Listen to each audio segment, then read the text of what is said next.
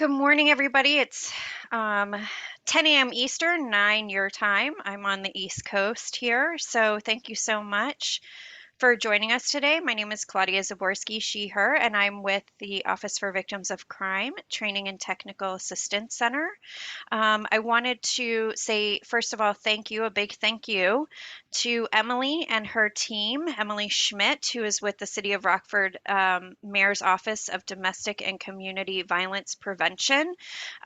They reached out to OVC TTAC and asked us to provide these trainings for you all. So we're super happy to be here. So before we get started, though, just want to remind folks we are recording this. It won't be posted anywhere per se, but used for internal training purposes.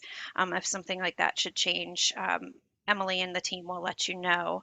But we're going to go ahead and get started with a little bit of information about OVC before I turn it over to our esteemed speaker today, Jennifer Green. So Jennifer, do you mind just forwarding the first so I can, okay, awesome. Great, thanks so much. So as we stated, I'm from the Office for Victims of Crime Training and Technical Assistance Center, but we are the training and technical assistance arm of OVC. So some of you may be familiar with OVC, the Office for Victims of Crime. We are here to enhance the nation's capacity to assist crime victims and provide leadership in changing attitudes, policies, and practices in ways that will promote justice and healing for all victim survivors. So OVC was created actually in 1984. It is part of the DOJ, and many of you may be familiar with OVC as they are the government funding agency for the crime victims compensation programs and victim assistance programs. So we are not the OVC is not the provider of services, but they do fund states, and then the states subgrant the money out to direct service providers, which many of you are, otherwise known as VOCA funding. So we definitely, OVC is committed to the professionalization of the crime victim services field, which is done through developing new programs, through training, TA, and disseminating information about other programs that benefit survivors and victims of crime. Okay, next slide. Awesome. So this is where I'm from, OVC TTAC. I'm not going to read the slide. You can certainly see what we do, but we are the gateway to TTA for victim service providers. So this is definitely a non-shameless plug, I say. If you are a direct service provider, you are eligible to receive free training and technical assistance through OVC TTAC. We have numerous training and technical assistance opportunities. We use tools, surveys, feedback, which Jennifer will be using an evaluation towards the end of the training today. And then obviously we want it to make sure that it's relevant to the field. So we'll work with you to create these trainings to make sure that it's helping to provide sustainability and capacity building for your agency. Next slide. And there's just more information. So we provide skilled trainers like Jennifer today. And next week you'll be meeting Detective Chad Opitz, who will be training on additional information. So those are some of our subject matter experts. We do TA, organizational needs, evaluation. So we do it all. So if you have any questions, I'll be actually online today. Helping to support Jennifer through the training. You can certainly reach out to me, or Emily has my contact information. So without further ado, I would love to turn this training over to Jennifer. Thanks so much, everyone. Thanks, Claudia, so much. Good morning, everyone in Rockford. Good to have so many of you with us. And as Claudia mentioned, next week, we'll be with Detective Opitz, who is here. So good morning, Chad. Thanks for joining. In case you want to say hi real quick, so everybody knows, Chad and I are super excited to be working with all of you. Yes. Good morning. Good morning. From Oregon. Yeah, joining us bright and early from Oregon. And I am joining you all from Chicago, so a little bit closer to home. I'll spend a little bit of time telling you about my background, but also would love this to be an opportunity for everyone to just put in the chat their name, their pronouns, their agency and their role and what they're hoping to, why you're here today or what you're hoping to get out of this morning together. So I currently serve as the Director of Policy and Advocacy at an organization called Lifespan, which is a large organization in Cook County, serving both the northwest suburbs and all of the city of Chicago. And we provide services for domestic violence, sexual violence, and human trafficking. And Lifespan has been around for over 40 years. We combine our services. So we have combined services of civil legal services. So I know some folks from Prairie State were here that also do civil legal services, counseling and advocacy. And I know there's quite a few domestic violence and rape crisis centers signed up for today. So it's great to have those partners here. Prior to being at Lifespan, where I've been for 6 years, I was the policy advisor at the Cook County State's Attorney's Office. And while I was there, my partner, Jack Blakey, now Judge Jack Blakey, began the Cook County Human Trafficking Task Force, which started in 2010. I've worked in the anti-trafficking field in Illinois and across the country since about 2009, but at my heart, I'm a domestic violence advocate. That's where I started many, many years ago here in Chicago. I don't even like to say the number anymore because the number just keeps getting higher. But in addition to working with OVC Tech, I also work with the National Human Trafficking Training and Technical Assistance Center, and love to do anything associated with Illinois. I've spent my whole career here in Illinois. I've been up to Rockford many times. I know a lot of you or your organizations. I know the Rockford Alliance Against Sexual Exploitation is here. So great to have so many familiar faces, but also work with the community that's really not far from us and talk about what we have seen in Illinois. And yeah, I mean, I love seeing this multidisciplinary approach. When I was at the prosecutor's office, at the state's attorney's office, the reason we started the task force was really to bring a multidisciplinary team together. And so as I'm looking in the chat at like all of you and where you're from, it's great to see the different disciplines and the different folks who come this morning to talk a bit more about human trafficking. So thanks. I'm just checking out the chat. I hope everybody has been able to put their name in there and we'll get started. There's going to be lots of different opportunities to talk throughout the presentation, whether it's in the chat or coming off mute. Also, you can put your questions in the chat. If I don't answer your question in the moment, don't worry, I'm not ignoring it. It just means that we'll save it to the end for the question and answer period. But sometimes I might just use it and answer it right there in the moment. Also, this is a 3-hour training, so we will take a brief break, like at the 1 hour mark, like a 5-minute stretch break, kind of halfway, and then maybe another brief break, depending on how we're feeling, so that you can get more coffee or water, or take a bio break, or anything that you need to do. So also, you're all on Zoom, so please be comfortable and we'll get going here. So I kind of like to set the tone with where I'm coming from and, what my goals are. And as I stated, I started as a domestic violence advocate a long time ago. And when I'm, the perspective I come from around engaging with survivors and with victims is I'm really thinking about being responsive to trauma. And when we're working with human trafficking victims, we all need to be thinking about how we can be responsive to trauma. We're going to talk about trauma-informed care and being trauma-oriented. Everything that I do is coming from an empowerment-based model. I believe that survivors and people with lived experience have the best ability to make the decisions that impact their lives. And so trying very hard to not force people into services, force people into do things that they don't want to do, and really help them understand the choices they have available to them. Definitely coming from a perspective of cultural humility. You may or may not be able to tell through the screen that I am a white cisgendered woman. I am here because literally thousands of victims have given me the privilege and the honor to stand behind them as they stepped forward to interface with systems or to seek safety. And, I work primarily in issues that impact all kinds of people. And so I need to frame everything I do coming from a standpoint of cultural humility and learning and being aware of the cultures that I'm working with. And so that's just a really important piece.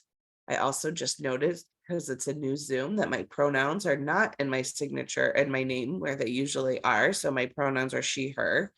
And I asked everyone else to do that. So I want to note that I'm doing that too. And I will change my name at some point on here to reflect my pronouns, because that's also important. And then all of us come to engaging with victims and survivors with different ethical considerations based on the field that we work in and the role that we play, right? There are prosecutors, there are police officers or law enforcement officers, there are counselors and advocates, and we all have different ethical considerations that come as part of our profession. And so always wanting to be applying that lens to anything I'm saying and how it might impact your ethical considerations or your requirements, and how you can do some of the things that we're talking about given any ethical considerations you need to consider. So this is, if I'm doing my job well, this is coming across to you in the way that I am doing the training. And so I just like to start by kind of, framing that, and also giving everybody a minute to just think about our own implicit bias. I think the term implicit bias has sort of come to mean like a kind of a negative thing in the last few years. There's a lot of conversation about implicit bias, but what I'm really talking about is that each one of us have attitudes, positive and negative attitudes or stereotypes about a thing, towards a person, or about a group that affects our understanding or our actions and our decisions in an unconscious manner. It's the way we're built. Everybody has them. I think it's important to talk about when we're talking about human trafficking, because of the many people that are vulnerable to trafficking and the kinds of bias we might have about that group of people or a group of people. And so it's okay. Nobody's wrong. Nobody's bad for having an implicit bias. I just want to encourage everyone to take a moment to think about, what biases might come up for you this morning if we're talking about folks who are engaged in sex work, folks who are engaged in survival sex, folks who are coming to our country that are not documented, and many other things that we'll talk about. And as keeping that in your mind and thinking about how we can better address that and maybe break apart those implicit bias and shift our thinking a little bit. Having said that, I want to take a moment to talk about language. You've probably heard me say different things like survivor or victim or someone with lived experience, and you'll probably hear me use those words interchangeably. But I just want to think about the language, positive and negative. If you can drop in the chat, or if you want to come off mute and say it, think about the kinds of language that you've heard applied to trafficking survivors or someone who's vulnerable to trafficking, whether it's a positive word or a not so positive word. Anybody have thoughts about the kind of language you've heard when talking about these populations? I'm going to check in the chat, but you're welcome to come off mute. Don't be shy. I know it's first thing in the morning. Yeah, I think survivors is great. Yeah, troubled. Right, Claudia. Thank you. Troubled. Runaway. Keep them coming. I'll give you some too, but I don't want to start giving you the answers till you all start thinking of some. Hopeless. everyone's being very polite so far. What other kinds of words do we hear? Prostitute, yeah, hooker, juvenile delinquent, right? That's a very like criminal legal word that can often be applied to young people that even aren't involved in the justice system. Yeah, drug insecure, confused, drug seeking behaviors, right? Yeah, female. Andrea, do you want to say anything more about that? I don't want to presume I know how you're saying that. Yeah, hi. I just couldn't Thanks. figure out how to Hi. come off of mute. Hey, yeah, I just think there's a perception of who they are, and it's usually this maybe 18 to 25-year-old female, Right. and that's sort of what the perception is. Yeah. Of Thank who. you. Yeah, appreciate that. Anything else? Ho, right? I remember being involved in a very early like wiretap investigation, and I was at the prosecutor's office and went into the room where all the officers were, and one of them was like, yeah, I'm working the whole wire with all those guys, and someone else said, oh, be quiet, the advocate's here. Right. Like, and so yeah, we hear all these different words. Addict, a lot of different language and how we talk about folks who maybe have experienced trafficking or are vulnerable to trafficking. You will hear me use the language of victim, survivor, or someone with lived experience, and I tend to use those interchangeably. I will, vary pronouns because it's important, and we'll talk about this, to know that, to Andrea's point, trafficking can happen to everyone, to all kinds of people. And so, yeah, thank you guys for participating. Sometimes I get a lot of different words when I ask that question. So a lot of you probably know this, just starting off with a very sort of general definition that also comes from the TVPA, which was passed in the early 2000s, that human trafficking is a crime that involves the exploitation of someone for the purpose of compelled labor or a commercial sex act through the use of force, fraud, or coercion. This can, get confusing for people right off the bat. And so a lot of times we'll talk about how someone might, come to you and say, oh, I have a trafficking case. And you have to really go through the elements of this to make sure all of these pieces are in play for it to be trafficking. Because it could be kidnapping, it could be sexual assault, it could even be some kind of exploitation, but not necessarily rise to the level of human trafficking as a crime. And so we think about unfair labor practices, right? And so all of these things that are very adjacent to trafficking, or maybe make people vulnerable to trafficking, but don't quite hit to the trafficking level yet. So just a little bit of history. 117 countries in the year 2000 signed on to what was known as the Palermo Protocols.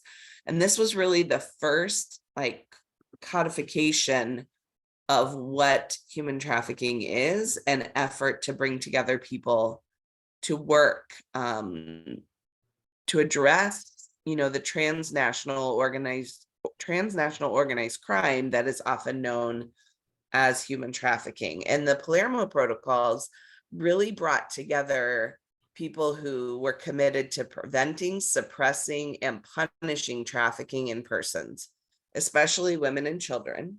And this was really the first organized effort. And so interestingly, even though there are over 50 human trafficking task forces now in the United States, the task force model really rose up first in the European countries. And then, slowly made their way here. So just a bit more of the definitional piece, and I'm going to have you all talking soon so you don't just hear my voice the whole time. But what is human trafficking? Human trafficking can be related to sex trafficking or labor trafficking. I sometimes hear people say, yeah, they work with sex trafficking and human trafficking, that like, you know, get a little bit confused about how this breaks down. But human trafficking falls into two areas, either sex trafficking or labor trafficking. So when we're talking about sex trafficking, we're talking about the recruitment, harboring, transportation, or obtaining of a person for a commercial sex act. And that act is induced by force, fraud, or coercion. And we're going to talk about what force, fraud, or coercion mean. Or it can also be sex trafficking if the person who is induced is under the age of 18. And this is how it's defined by the TVPA. Many states have also adopted their own human trafficking statutes. Illinois has a very robust statutory response to human trafficking, including the Illinois Safe Children's Act, which mimicked the federal law, saying that anyone who was under the age of 18 could not be charged with juvenile prostitution. It actually removed those words from the statute. That was something I worked on when I was at the state's attorney's office for Cook County. And really, you know, up until that point, there was such a thing as juvenile prostitution in Illinois. Labor trafficking, similar in that it is also force, fraud, or coercion. It also includes recruiting, harboring, transporting, obtaining, or employing a person in labor or services. The difference is that it does not involve commercial sex acts. That does not mean that it doesn't involve sex acts, sexual assault, sexual abuse, because we can see that happen routinely in labor trafficking cases. But the difference is one person is being forced into labor, the other is being forced into a sex act. So this can be debt bondage, involuntary services. You know, this can happen in a lot of ways, and we'll talk about the places we might see this kind of trafficking. But that is the difference. Both of these things are human trafficking. I want to make that really clear. And they both fall under the statute. So we've talked about force, fraud, and coercion a couple of times. And so I also want to, this is from the Freedom Network. If you all are not familiar with the Freedom Network, they're an amazing organization. Check them out. They have a lot of great position papers and a lot of great information, and their conference is coming up. Not to give a plug, but their conference is coming up in April. When we think about human trafficking, we're really thinking about the process, the means, and then also the end. And so, as I talked about with the definitions, the process involves recruiting or harboring or moving or obtaining someone by force, fraud, or coercion. And we're going to break down what force, fraud, and coercion are. And there's an exception for minors who are engaged in commercial sexual exploitation. And then the end is for the forced labor, forced service, or forced prostitution. And so this is just a different way to kind of define human trafficking. And I like this table, and lots of people like this table since Freedom Network has it, and you often see it in trafficking, human trafficking trainings, because it really kind of outlines the three parts that need to happen for it to be a trafficking case.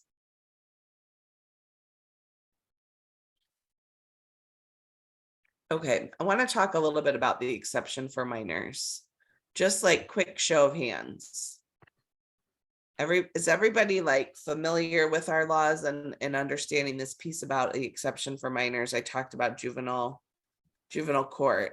Any person under the age of 18, they cannot consent to commercial sex. They cannot consent to it. With minors, we do not have to prove the force, fraud, or coercion piece. It does not have to be proven for sex trafficking with minors. And thinking a minor is an adult is not a defense. And so this is really important, because how many of you work with youth? How many of you in this room work with youth in your daily practices? Just like pop up a little. There you go. Thanks. Raising hands is great, Phyllis. Thank you. I'm trying to just scroll through. Anybody else? Couple people. Okay. Yeah, so we also think about, often when we're working with youth, we might also think about survival sex and how that might come into play. We might be working with youth who are engaging in sex work for survival needs. It's also really challenging when we talk about systems response and like that there could be a minor who is being trafficked, but it's very challenging to find who you're supposed to hold accountable for that. Do you hold the parent accountable? Do you hold the person who's trafficking them accountable? But what we're really going to focus on today is how we respond as service providers, or as how we interface with victims. And we'll be talking more with Chad and in the next sessions about how we work collectively to address and support minors and everyone else. So just breaking down force a little bit. When you think about defining force, many of you probably have your own examples of this as well. Talking about things like confinement. Have they been hurt or threatened with harm? Physical harm, sexual assault, use of drugs, as in giving them drugs by force. I had a case, I was part of the case here in Cook County where the trafficker forcefully injected heroin into the women and the girls every day, and then trafficked them out of his home.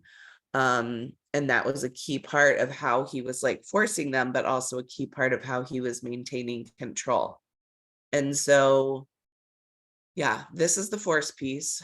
Fraud is a little bit different. When you're thinking about if it has happened through fraud, you're thinking about if the person with lived experience has been promised something by someone else. Are they doing something that isn't part of the original deal of what they thought they were doing? Were they given fraudulent travel documents, or were they brought here under false premises, or brought into the situation under false premises? Sometimes, when I'm thinking about fraud, thinking about young women who are brought into like a modeling kind of a scheme, or being brought in because they think they're going to be doing modeling and they're actually like ending up being forced into pornography or selling sex.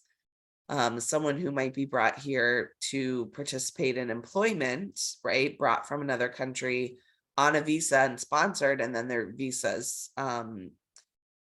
visa expires. They don't have access to their documents, right? People who are brought here to do one job and it ends up looking very different than the job that they thought they were coming for. And so fraud can happen in a variety of ways. And then coercion. For those of us who come from the domestic violence world, coercion is a very common tactic that we're used to. And really part of the reason how I ended up getting into human trafficking was that there was the strong crossover around power and control dynamics, or the coercion piece, that really was very similar to the to the domestic violence world that I came from. And so coercion can be anything from threatening to report a person to an authority, perhaps report them to immigration, report them to DCFS, threats to harm them or their family members, whether those family members are here or perhaps in another country, their country of origin. We've worked with survivors who have been brought here, and then they're part of brought here by part of an organization that still has access to family members in their country of origin. Control over their identity documents. Sometimes it's threats to another person that they care about or they see. If the trafficker is controlling multiple people at once, they see harm done to one person as a way to maintain control over all of the other people. And if they owe some money to someone they work with, or blackmail, these are all examples of coercion that can happen. And so I just want to pause for a minute to see if anybody has any questions about force, fraud, or coercion, or the definition of trafficking before we move forward, or any examples they've seen that they want to share. Everybody's so quiet this morning. It's Friday morning. Everybody good? I have a question. Great. Let's hear Does it. grooming fall in the lines of coercion? That is a great question, and also a great lead in to some of what we're going to talk about next week with Chad, and the concept of grooming. And grooming does not have to be coercion. It may not be coercion. It may, to me, sometimes depending on how the grooming is happening, it's almost to me more like fraud because it's false premises, right? They might be grooming someone for something, and the person they're grooming thinks they're maybe going into a relationship or something else, and it's more of a false premise kind of a concept than a coercion concept. We'll talk, I've seen many situations where it kind of starts under these false premises, and then it flows into coercion and it flows into force, and then all three things are present. And we are going to keep talking more about that. Thanks, though. It's a great question, because I know particularly when we were talking to Emily to prepare, there's been a lot of questions in the community and examples I think you've seen of people being groomed, and maybe you don't know what they're being groomed for, or how to really address that. I have a question. Great. Do you see, I know that they go after other family members. Sometimes in domestics, they will use animals as a way of coercion. Sure. Are you seeing any of that in your human trafficking, where they bring in a dog for, say, let's say, and then they beat the dog or they take the dog away and do things where they manipulate the animal in order to keep everyone doing what they're supposed to be doing? I personally haven't had that, Suzanne, but I totally believe that's, something that could happen. For me, I never say never anymore, because it seems like as soon as I say that doesn't happen, then it's like the universe puts something in my way that shows me that it does happen. And so I personally haven't had that in cases. The cases I've had is that's typically done to maybe another person that's being trafficked with them. But I certainly believe that's feasible, and there's hundreds of cases across the country. So I wouldn't be surprised if I heard that at all. Right, thanks. I was just wondering. Sure. Any other question? Oh, I'm go ahead. wondering too about relationship status as being fraudulent, right? Many times they start out as a promise to be an intimate relationship. Could that be deemed the fraudulent component of? Sure. Yeah. Yep. And we're going to talk more about that, and how much relationship and moving into a relationship can be an entryway into the trafficking situation, for sure. Okay. So I do want to just cover this quickly, because I think it's always important and can sometimes even be confusing for folks, that trafficking and smuggling are not the same thing. To me, this is the thing that I probably see people getting confused kind of the most. They'll see a story that's about smuggling or something that's happened as a result of that, and then be like, oh my gosh, that big trafficking case. So I want to break these down a little bit more, and that trafficking is a crime or a violation against the person, against a human being, while smuggling is a crime against a country. For example, like an unauthorized border crossing. Trafficking contains an element of coercion, so the person is not consenting to enslavement, whereas smuggling there is not coercion. Often someone is wanting to engage in this process to come to cross a border. Usually there's the coercion followed by exploitation or forced labor in trafficking. And with smuggling, it's really a facilitated illegal entry of a person from one country to another. Major difference, if we're all doing things right, is that a trafficked person is seen as a victim by the law, whereas a smuggled person is seen as a criminal. And then the biggest piece of all is that there's no movement required for trafficking to happen. I live and work in Chicago, and I work with survivors all day, like all week, every week, every month, whenever. I don't work directly with survivors anymore, but we are working with survivors that come from Chicago, live in Chicago, grew up in Chicago, and their trafficking has happened in Chicago. There does not have to be any movement. There can be movement, and there was one case I was involved with where movement was actually a way to kind of maintain control and disorient the survivor, but there does not have to be movement for trafficking to happen, whereas smuggling does require movement. And so as people who are developing, who have expertise in trafficking, who are working in trafficking, it's really critical to know the difference, not just for the people you're serving, but for me, I also think it's important to help people understand how trafficking works, what it is and what it isn't, because it's really harmful when we don't have kind of the correct information about trafficking that we're working with for our communities. Okay, so I'm going to make you guys talk a bit now. I can read this out loud. We're going to just kind of do a pulse check of how, what you guys think so far and how much you get the force, fraud, and coercion stuff. So Regina is a 15-year-old from Champaign, 15-year-old girl from Champaign. Unhappy with her family life for various reasons, she ran away and started living with a friend.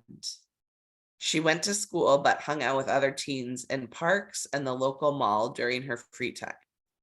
An older guy befriended her at the local mall, brought her food, clothes, and started flirting with her and texting her often. He offered her a relationship and a home. She quit her job and moved in. Later, he asked her to start doing things to help him financially, and she agreed. Her boyfriend posted her profile online at a call girl chat room, and she started camming. Her boyfriend found her clients online and via friends. All the payments went through him so he could pay the bills.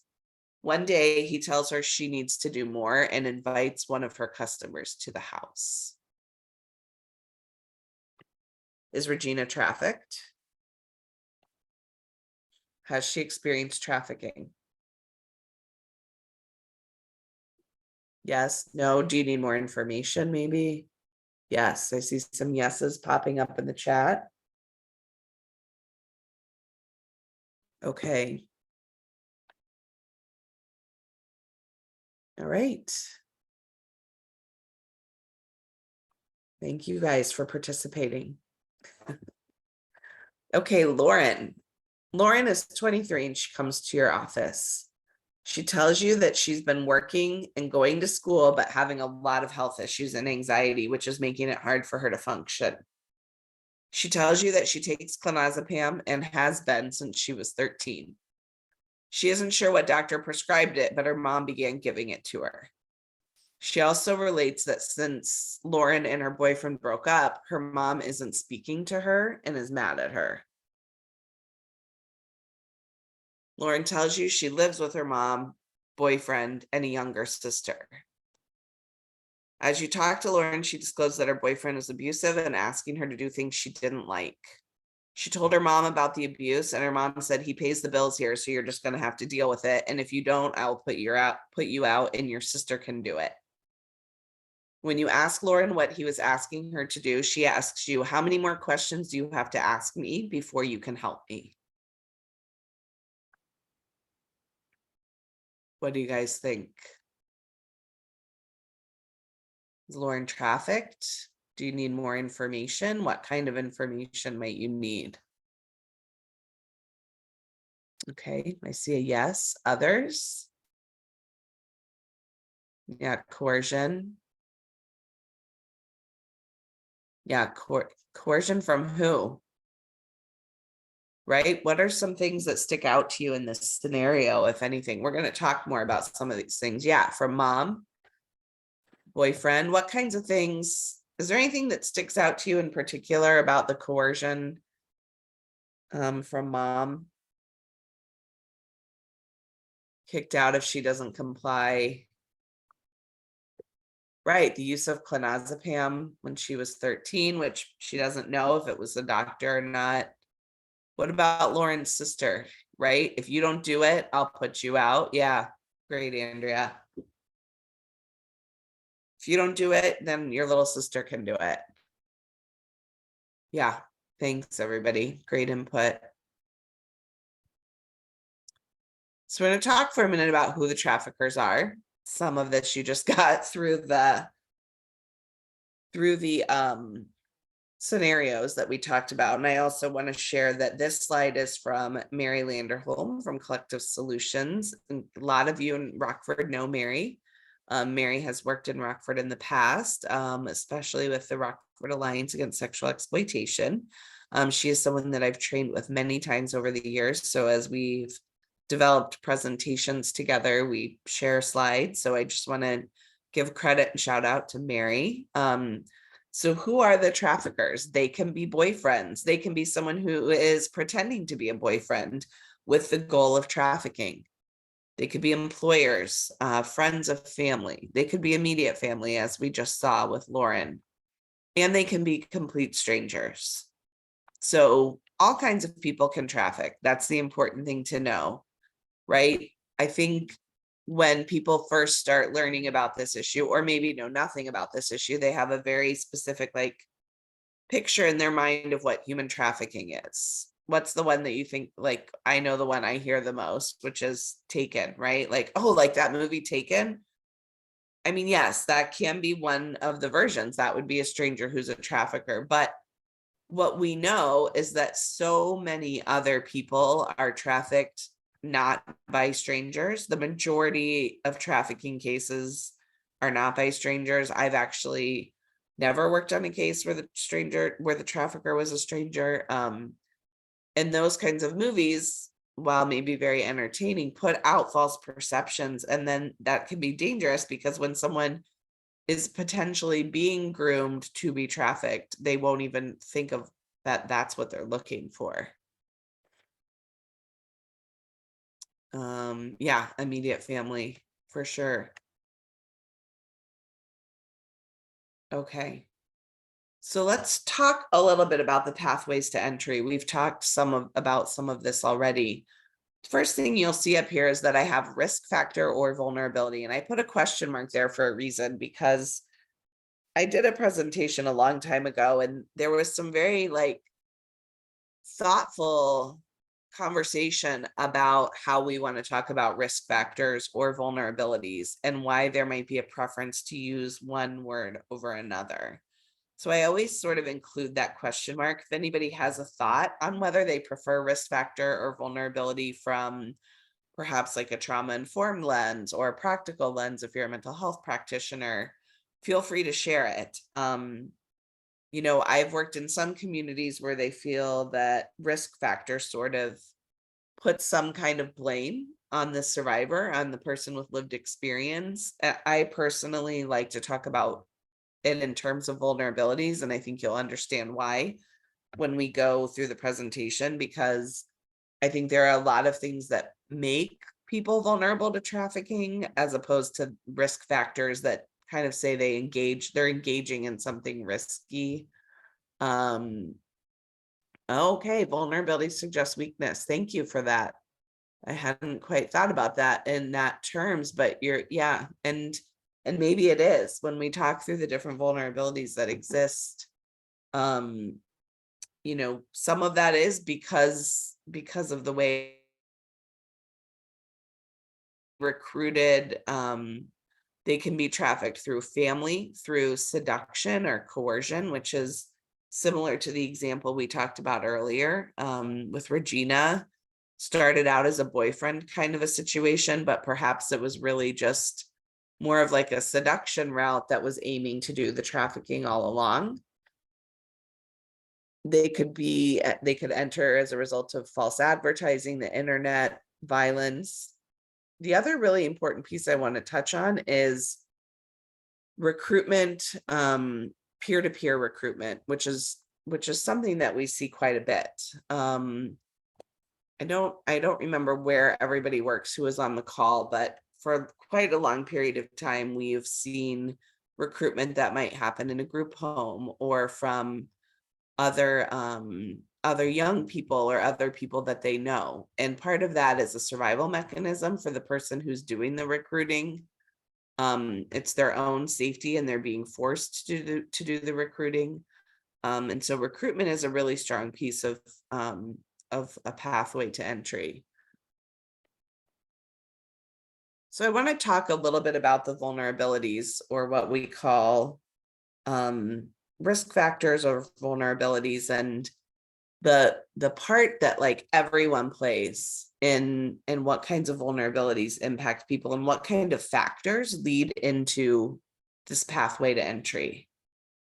And we're going to talk about it in terms of individual, right? So there's various things that can happen that might contribute to an individual coming into trafficking. Not that they choose to do it, but this sort of that contribute to this pathway to entry is a better way to say that.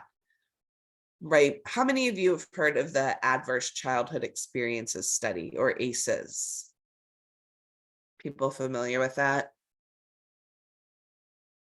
You can raise your hand. Thanks, Kelly. Thanks, Andrea. Yeah, so some of that ties into these individual factors that we're thinking about, right? Individual factors include things like sexual, physical abuse or neglect, homelessness, whether they fled a home that was abusive, whether they ran from a home or they were pushed out of a home. And there's important distinctions between all three of those, right? Because when we think about a young person, maybe, or an adult person who's fleeing from a home, or who's going on run, that might have one set of circumstances to it. Thinking about a young person who might be pushed out of their home, for your community, I want you to think about your community when we're talking about these individual factors, but who are we thinking about when we're talking about homelessness, people who might be pushed out of a home? Any thoughts coming to mind?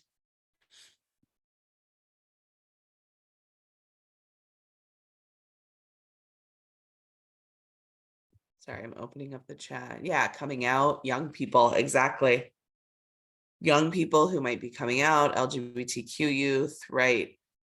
So definitely an individual factor that can contribute. Sexual and gender orientation, yeah, mental health issues, that's another factor of like why someone might, an adult person maybe might be pushed out. Domestic violence would be maybe a reason, an unsafe home. So sexual and gender orientation, mental health needs are on here, visible and invisible disabilities. So might be any kind of disability that you can easily tell when you're working with someone, or that you can't tell at all. And race and class, these are all individual factors that can contribute, that to a pathway to entry, right? And so some of the reason I like to refer to it as a vulnerability is that these things are things that the person may not be able to control or can't control, right? And didn't ask for, didn't do anything to contribute to this. It's just the way that it was for them, and it was maybe done to them, like the abuse and the neglect piece. And so it's making them vulnerable through no fault of their own or nothing they did. Hey, Jennifer, this is Claudia. I think there's a hand up from Kelly, so I didn't know if that Kelly. was, yeah. Kelly, is your hand up from when I asked about ACEs, or do you have a question?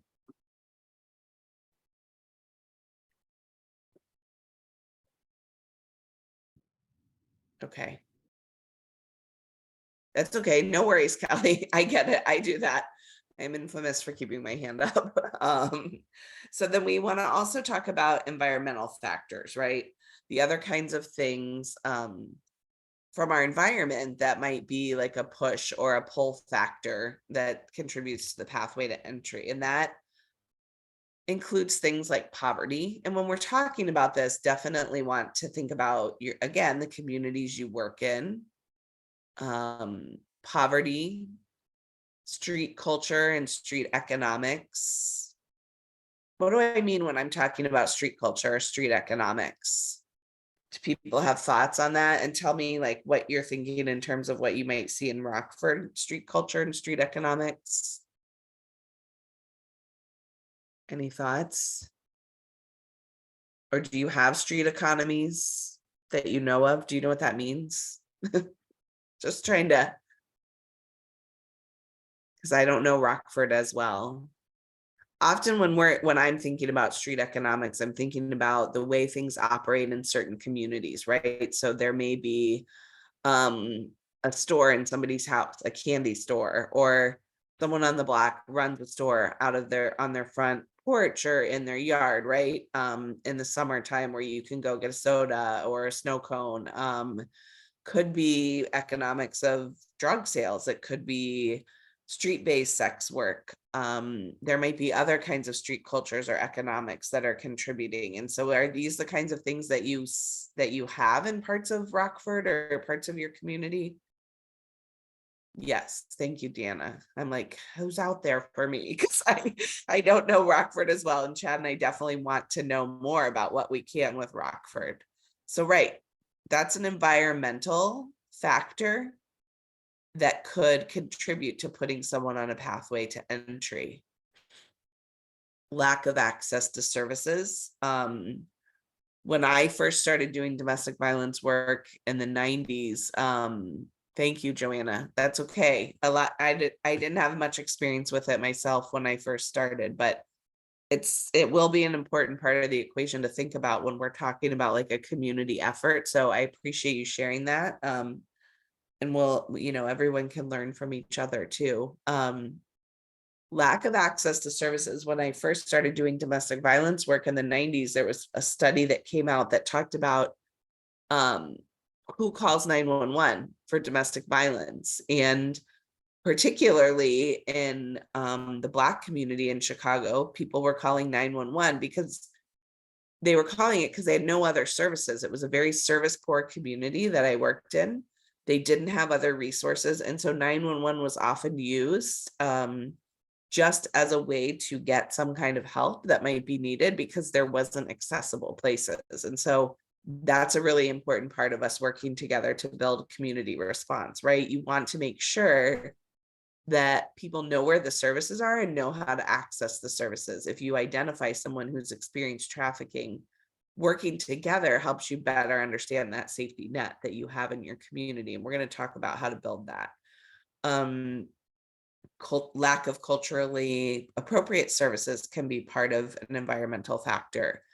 The denial or acceptance of violence is an environmental factor. So how does violence happen in your community? How does violence happen in homes? That really gets to the importance of the denial and the acceptance piece, right? This is very strongly connected to ACEs and growing up in an abusive home. But also, do you have parts of your community where street violence and community violence is very common, and then not like tacitly accepted, but sort of just becomes the way that it is? And so there's this sort of passive acceptance of like, this is just how it is in this community. And so talking about kind of the tie-in between community violence, domestic violence, and how those factors all come together. Another environmental factor is safe adults. And so combined with the individual, right? If we look at the individual factors and we look at the environmental factors, we start to get a better understanding of the kinds of things that might contribute to a pathway of entry or vulnerability, make someone vulnerable to trafficking, right? So I want you to, we're going to talk a little bit more about this, like what the factors are in your community, but in your mind, you're probably already thinking about, I hope, your own community and the populations that you work with.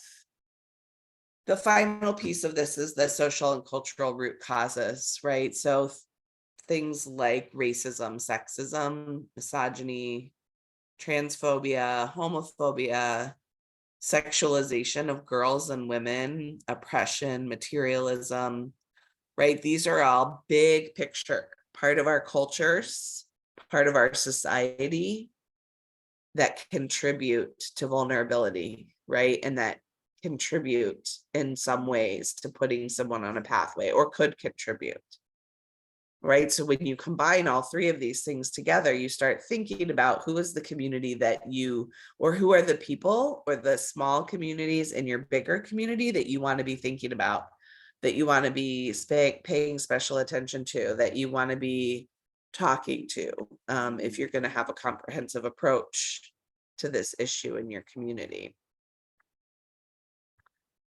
Okay, some of you have maybe seen this video.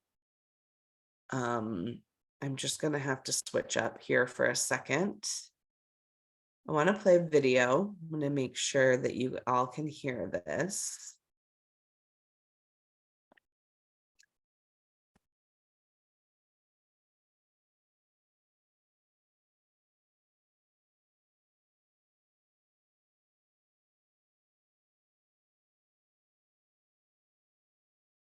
Can everybody hear that sound okay?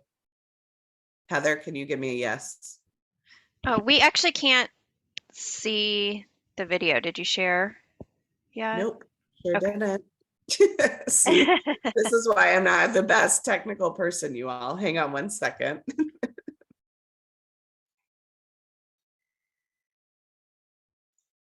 All right, there we go. There we go. Okay, now we can see the screen. Okay. Yes, we can hear it. Thanks.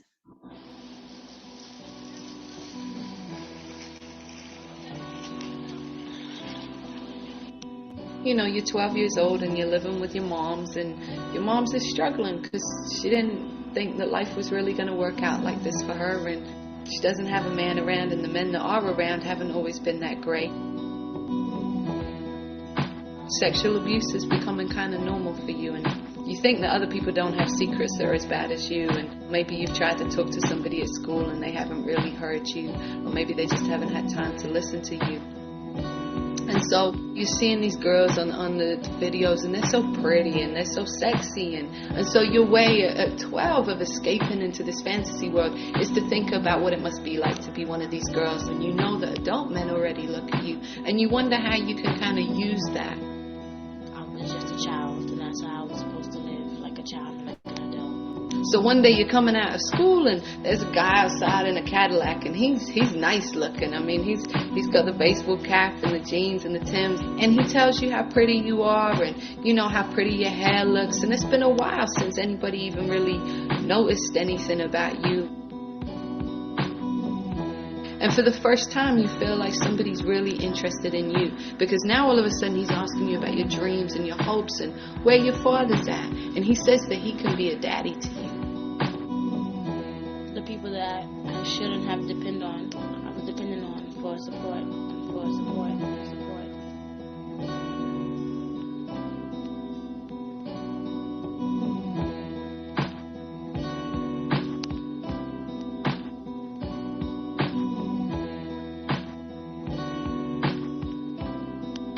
And so that night he takes you to a club and he puts you up on the stage and he gives you a few drinks, and there's men throwing dollars at you, and it's scary, but all the time you're just looking at his face in the back of the room, and he's like, you know, go ahead, baby girl, go ahead, you're doing it for daddy. And you're feeling proud because nobody's ever said that to you. And so then that night he tells you that there's more stuff that you've got to do, and he takes you into a room and there's a man there, and he tells you to strip, and you think this is something you'll never do, and yet there's a part of you that already knew how to do this, because that's what your stepfather's been doing to you all these years before. And so you turn that trick, and it's like a part of you has died inside. And so you come out of the club that night, and you get in the car, and you know he's pumping 50 Cent, and he takes you to McDonald's, and he tells you, you did a good job tonight, sweetie. And he's stuffing his pockets with the $1,000 that he made. And right now, you're happy. The people that I shouldn't have depended on, I was depending on for support, for support, for support.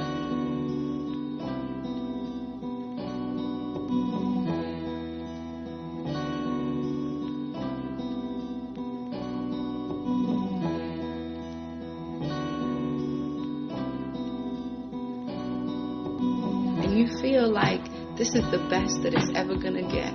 And everything else in your life has prepared you for this moment. All the sexual abuse, or the neglect, or the drama, or the pain, or the trauma has prepared you for tonight, where you stepped across a line that you always thought you'd never really quite step across. And you don't realize that night what it'll be like to be on the track and get raped.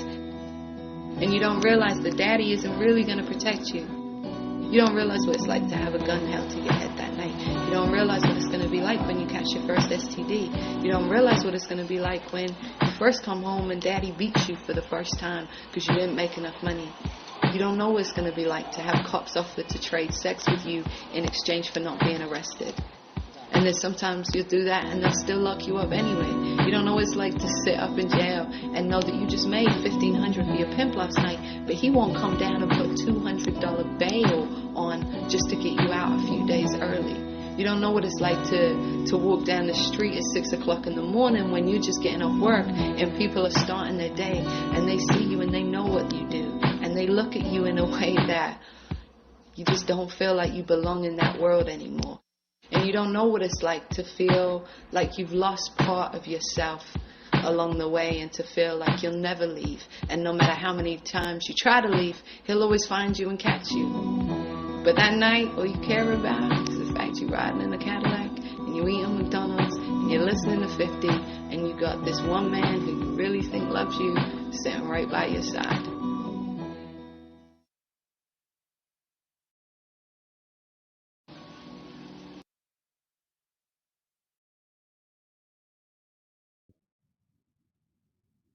You're on mute, Jennifer. Thank you. How many of you have seen that video before?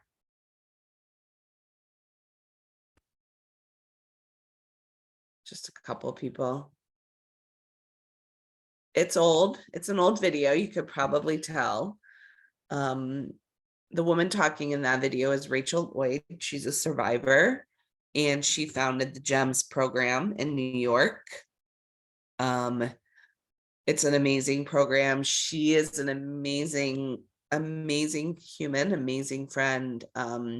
She's written a few books. So if you really want to, yeah, I think the stats have changed quite a bit. Actually, that video was actually made in 2006. And so the stats have for sure changed. I appreciate some of the reactions. I just was going to ask, like, what do people think of that video? Any thoughts?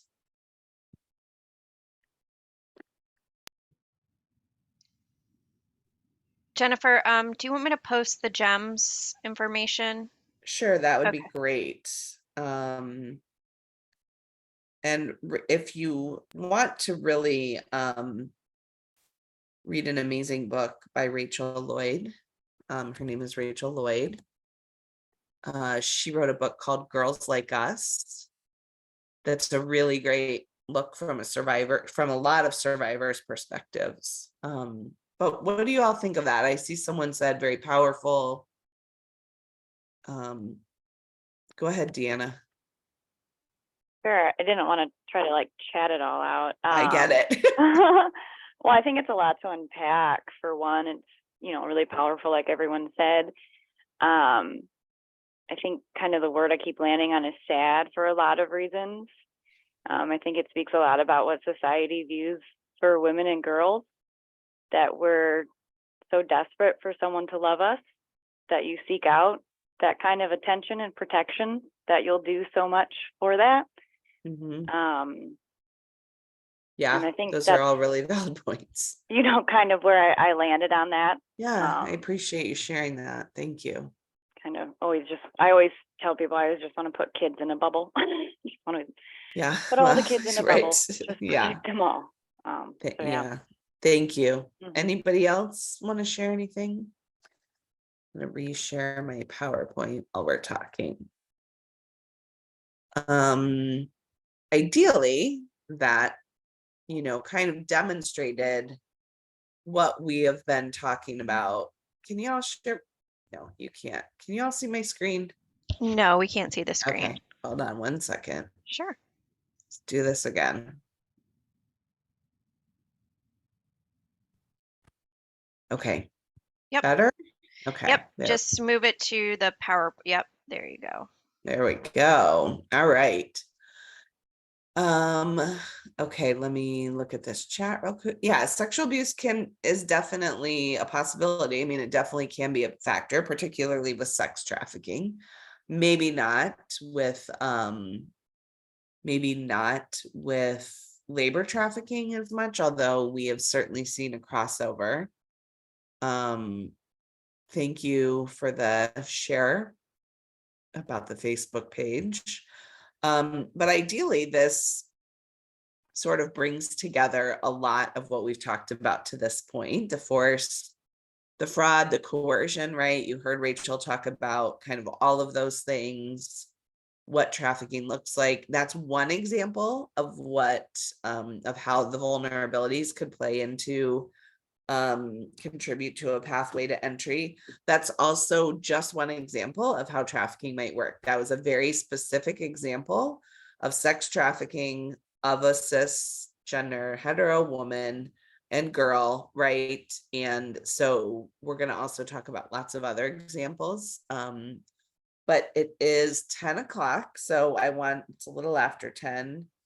Give everybody just like 2 minutes, fill your coffee, run to the restroom if you have to. And we'll talk more when you get back. But if anybody needs a quick 2-minute break, now's the time to take it. I personally had to fill my water up because you can probably hear my voice is getting scratchy. So yeah, this slide is just a reminder that even though we saw that very specific example from Rachel, right, trafficking can happen to everyone. It can be sex and or labor.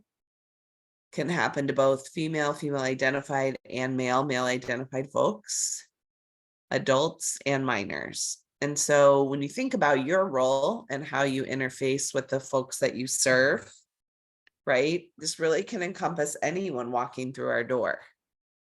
And so we have a lot of kind of stereotypical examples out there. And then I just showed you one very specific real example, but it's not the only way that trafficking happens. And so that's important to remember when you're thinking about the populations that you interface with.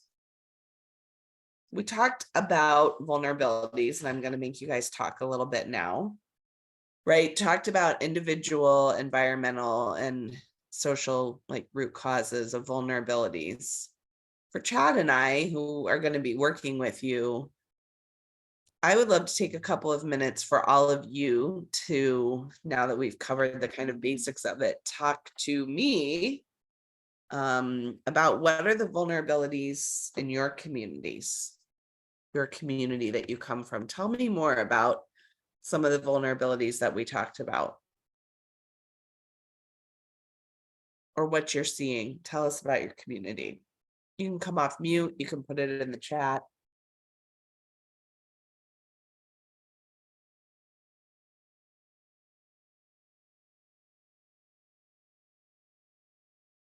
Right, I'll go through some of these again, in case everybody forgot.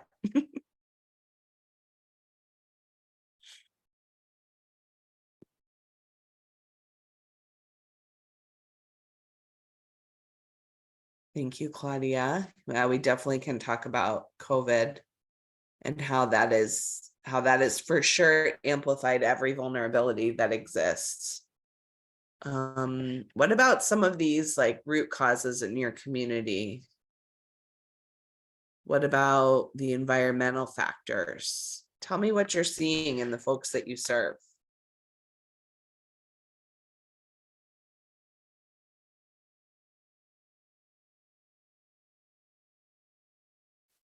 Somebody who hasn't contributed yet.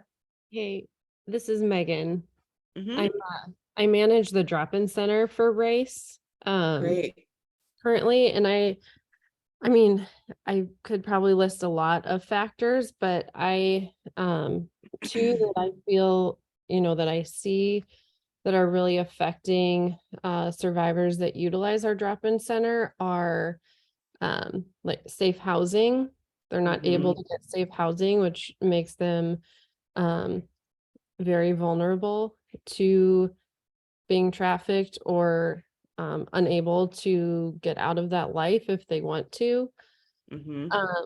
And then also substances being used as a way to control, manage, keep them where someone else wants them to be.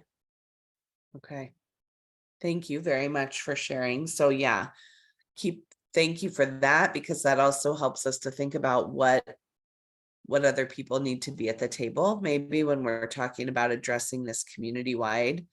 I will say housing is probably, no matter what community in this country that I go to, housing is almost always one of the top. Lack of housing is probably one of the top vulnerabilities everywhere. It's a housing crisis that we have happening. And that's probably, for me, one of the most challenging ones to address. So, Suzanne, please.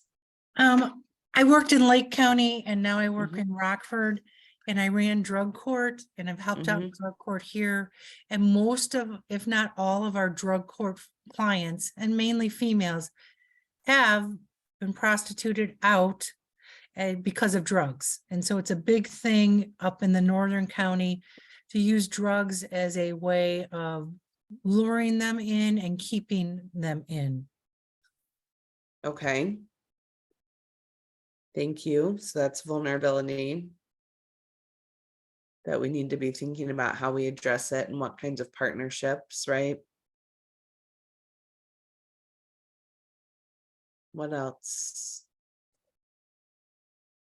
I'm sorry, I got back late I just got back, so you may have already That's mentioned this, okay. but, and I typed this in the chat.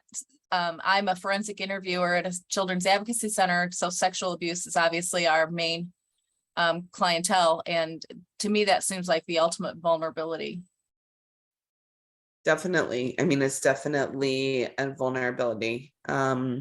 And also maybe ties into some of these other, right? So that's an individual vulnerability, but also may tie into an environmental vulnerability. Gosh, I can't talk. Around like safe adults, or denial and acceptance of violence, as well as some of this, right? Sexualization of women and girls or boys, right? So lots of different vulnerability factors coming into play when you talk about sexual abuse of children.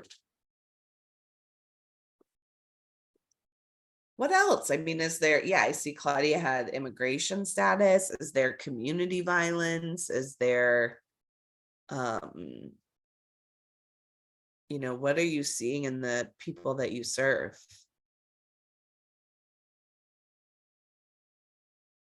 What about LGBTQ youth? I know that we have participated in doing some training for the Rockford area, particularly around the LGBTQ youth population. Is that something that you are seeing as a vulnerable community? Transphobia, homophobia? Yes, thank you. Absolutely. Right. Jen, I don't know if this fits into this conversation, but I wonder if part of this is just our community not identifying it. Okay. Maybe not identifying it early enough in some of our youth serving areas. Yeah, I appreciate that, Andrea. I think that's a great comment, because part of what we're working towards, right, is helping everyone on this call and the community be able to better identify trafficking when they see it, right? And then moving into like what to do about it when you do see it. So I really appreciate you sharing that, because maybe it just feels like, people know all about these root causes, but maybe don't know how it's interfacing with trafficking in the community. So I hear that. I have one other thought. Okay. Sorry. That's okay. So I also see that one of the things that has always shocked me is when children are runaways, how quickly they're kind of scooped up. And it just has always surprised me how vulnerable runaways are. And it's like they have like some sort of magnetism or something. It's like, how are they being found so quickly by these people? So I think certainly runaway status is another Yeah. huge vulnerability in our community, I think. Yeah, whether they ran for their home or felt pushed out of their home. Yeah, disabilities, right? Folks with disabilities, for sure. I feel going back to the identifying part with, especially with LGBT and youth specifically, to be able to disclose that information, they need to be provided a safe environment to do so. Sure. So if people aren't educated and don't understand how to navigate those situations, the people aren't going to be comfortable enough to disclose that information. That could be very helpful in, providing resources to them, but they may feel that they may not get services, or they may get discriminated against, or the people may not understand, so they don't want to disclose that information. Yeah. It's really funny, not funny, but I love the way you phrase that, because what you just said, Phyllis, is exactly what also could have been said about folks who have experienced trafficking, and how they will disclose, or if they will disclose. And so that really struck for me. So thank you. I agree. So, I challenge you guys to keep thinking about this as you're working to build a response in your community. You've identified some really big ones, and given like some area for where you might want to think about community collaborations happening. I don't know where this community is, by the way, but it seems like it's California. It doesn't look very Illinois-like to me, because that implies there would be that much sun, and we don't get sun this time of year. But we built, I built in a stretch break. I know we just took like a bit of a bio break, so I'll push this back about 10 more minutes, and then we'll actually take like a 5-minute stretch break so you can get up and move and walk around. I want to talk a bit about red flag indicators. So Phyllis, again, you led me kind of right down the path where I was going, so thank you. And Andrea, because identifying is a huge part of the issue. And if you're in a space where maybe you aren't sure that that how to even identify that someone might be trafficked, or, highly vulnerable to trafficking, then kind of going through these red flag indicators, as we call them, could maybe be really helpful. So some of, what I want to talk about is like, there can be physical red flag indicators, behavioral, and then there can also be environmental. And how do you identify these when you're working with a survivor, right? And so, well, sorry, I thought there was a different slide next. And so, right, physical could be any kind of like physical manifestation that you're seeing when you're talking to someone. So that could be an injury, an actual injury that maybe they don't know how to describe or explain or tell you how they got it. It could be that you might see a big change in their physical appearance. Someone who is a homeless or a runaway youth might all of a sudden come with new clothes and a really nice bag, and maybe new nails, or maybe new hair. And it sort of doesn't fit the picture of like, wait, this is someone who doesn't have access to resources, so where did this new stuff all come from, right? We talk about the concept of branding in human trafficking, where traffickers, particularly in sex trafficking, may put a tattoo on someone that they're trafficking to brand them. It's a sign of ownership. There's a very big case we prosecuted. The U.S. attorney here prosecuted, where the trafficker was named Daquan Sawyer, and his street name was P-Child. And he had multiple girls that he trafficked, girls and young women. And he gave them all new names that started with P. And then he would, every time that he brought someone into his stable, he would tattoo a P somewhere on a visible part of their body, whether it was a neck or a hand. It was an indication of property. It also helped him build what he called like a family atmosphere, and that they had like an alliance to each other.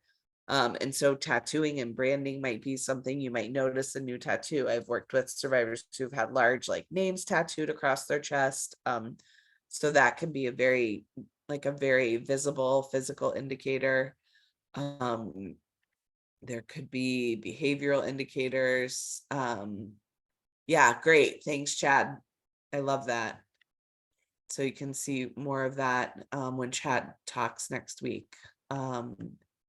Behavioral, you might see changes in behavior, right? You might see changes in how they're approaching you. Maybe they're coming in because they're more excited, right? Because they have a new person that they think is like this great new person in their life. You might see them become more withdrawn. You might see them come in with a new friend, like a new peer that you haven't seen them with. You might see them hanging with a new peer. Behaviorally, you might just see different changes in behavior across the board. Which could be a red flag indicator. You might notice that somebody becomes secretive or stops, engaging with you in the same way that they had.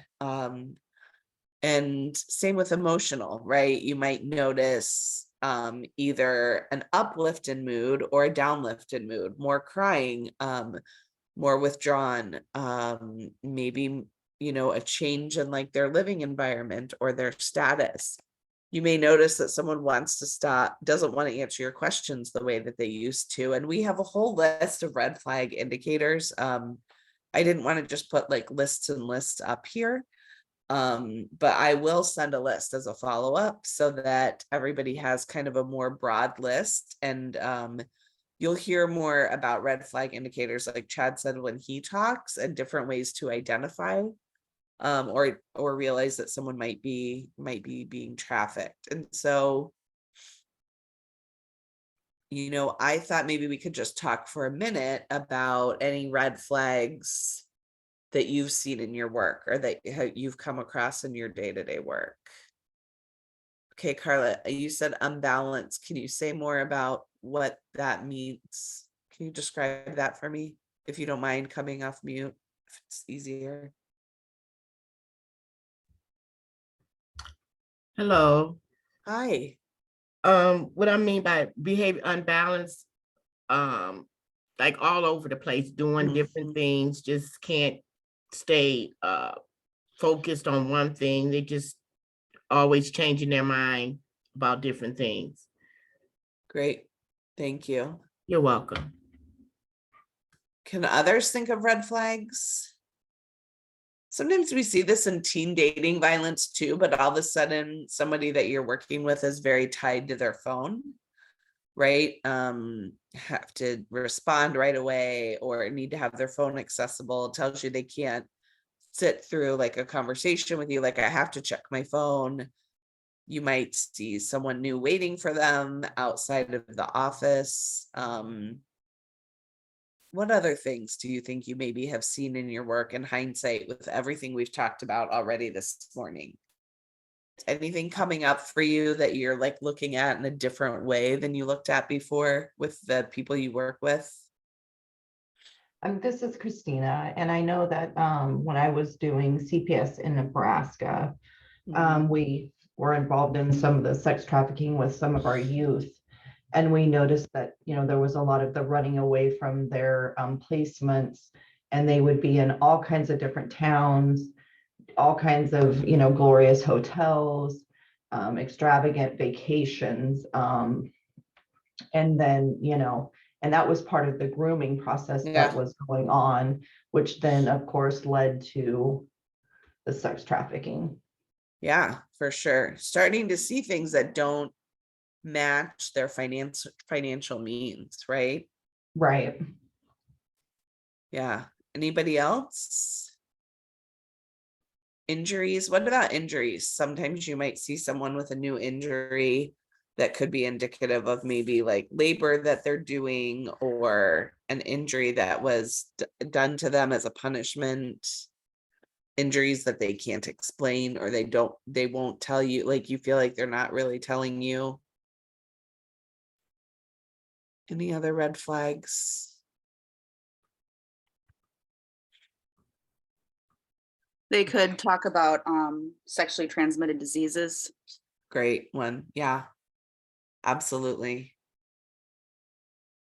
or not just STIs, STDs, any kind of maybe sexual harm, or even a new pregnancy, right? Maybe a pregnancy, maybe you notice that depending on the kind of work that they're maybe taking advantage of more free condoms that you might have, or little that may mean nothing, or it may mean something. And so the other piece of this is that 1 or 2 red flags doesn't mean you immediately jump to trafficking, right? It's just starting to put some indicators together based on like what you know about the vulnerabilities, and then what these new indicators are that are coming into the equation, and figuring out a little bit more about what those mean. I think another one that I see often as well is someone who appears to be a support person, but they are often kind of overly involved and may seem controlling, and you may not be clear exactly on what their relationship is. That could be somebody who is, trying to pretend to be someone else, or trying to pretend to be a supportive person, but they're really the person who's, controlling them. Yeah, or they're on behalf of the person who's controlling them, right? I mean, we know that human trafficking often involves a level of organization, or perhaps multiple people. Maybe there's a driver, maybe there's someone who's an enforcer, maybe there's a bottom, right? Who is a victim who has now been elevated to, this place of then also overseeing other people. And we're going to talk about the importance of that, and identifying who those folks are when you're working with a survivor, and why you don't want to talk to a survivor with someone else in the room, right? No matter who they say they are or why they're there, why you want to use your own interpreters, right? We're going to talk about some of these things, and how all that can contribute to safety. So thanks. That's a great point. And I think too, sometimes it comes along with all of a sudden they have these family members that were never there. Yeah, brothers, right. That's a great one aunts, too. uncles. We had a lot of experience with that as well.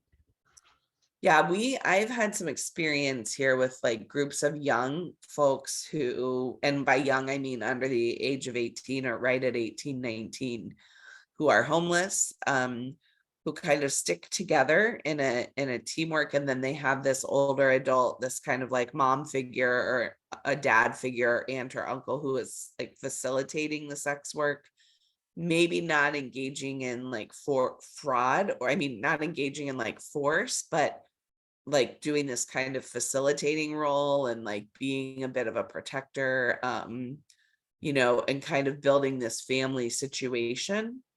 So yeah, exactly. And the ED, that's a great, I'm so glad you said that, Ursula, because that is a great place where you might see all of a sudden someone who's with that person who is, saying they're a family member or a friend and they need me here, but you really have to try to separate them. And then what happens, right? When you try to separate that person, how much resistance do you get?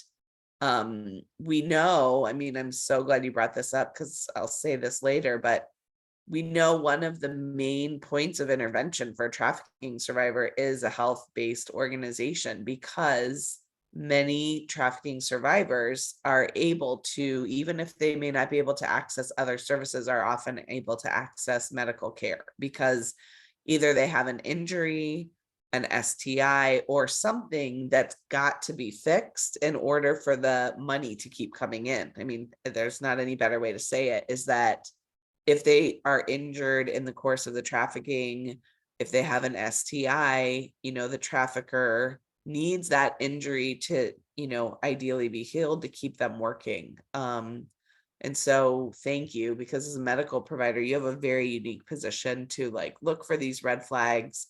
Also in the medical setting, because of HIPAA, that's often a place where people really understand that because of HIPAA, you can only talk to that one person, and you can kind of use that to your advantage. Okay, so we're going to just talk about Cassidy for a minute. Cassidy comes to your program for cash assistance and help with shelter. I mean, if you don't have a program that offers that, think of your own reason why Cassidy might come to your program. They've recently come to your community because their family disowned them when they came out. They said they are 18 but seem much younger. While they're talking to you, they intermittently yawn and talk about how their stomach hurts. Cassidy seems nervous and is wearing long sleeves even though it's July. When you ask for their address, they give you the information for a local motel. So what are the red flag indicators here that you might be picking up on when you're talking to Cassidy? What kinds of things kind of like set off that little alarm in your head?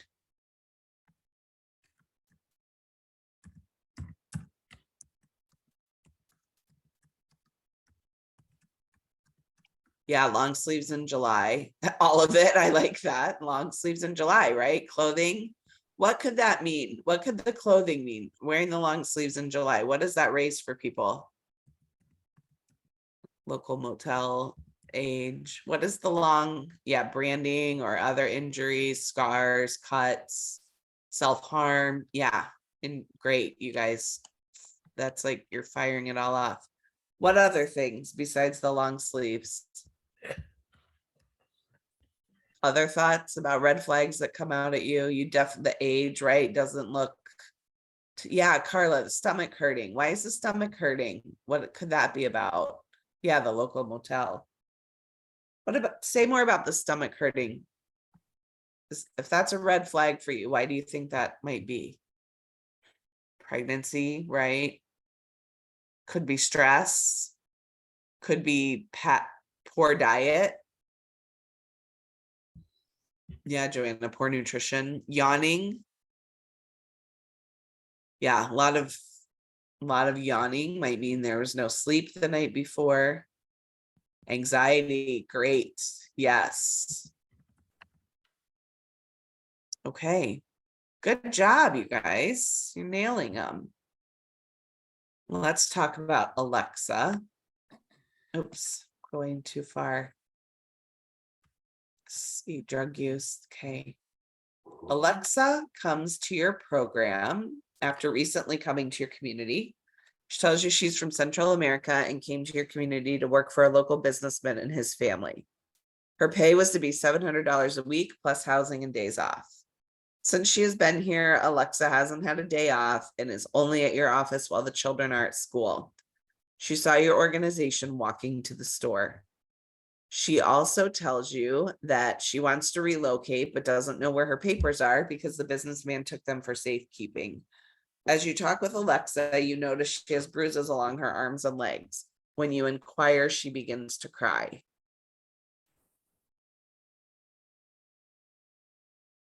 What's coming up for you as far as red flags?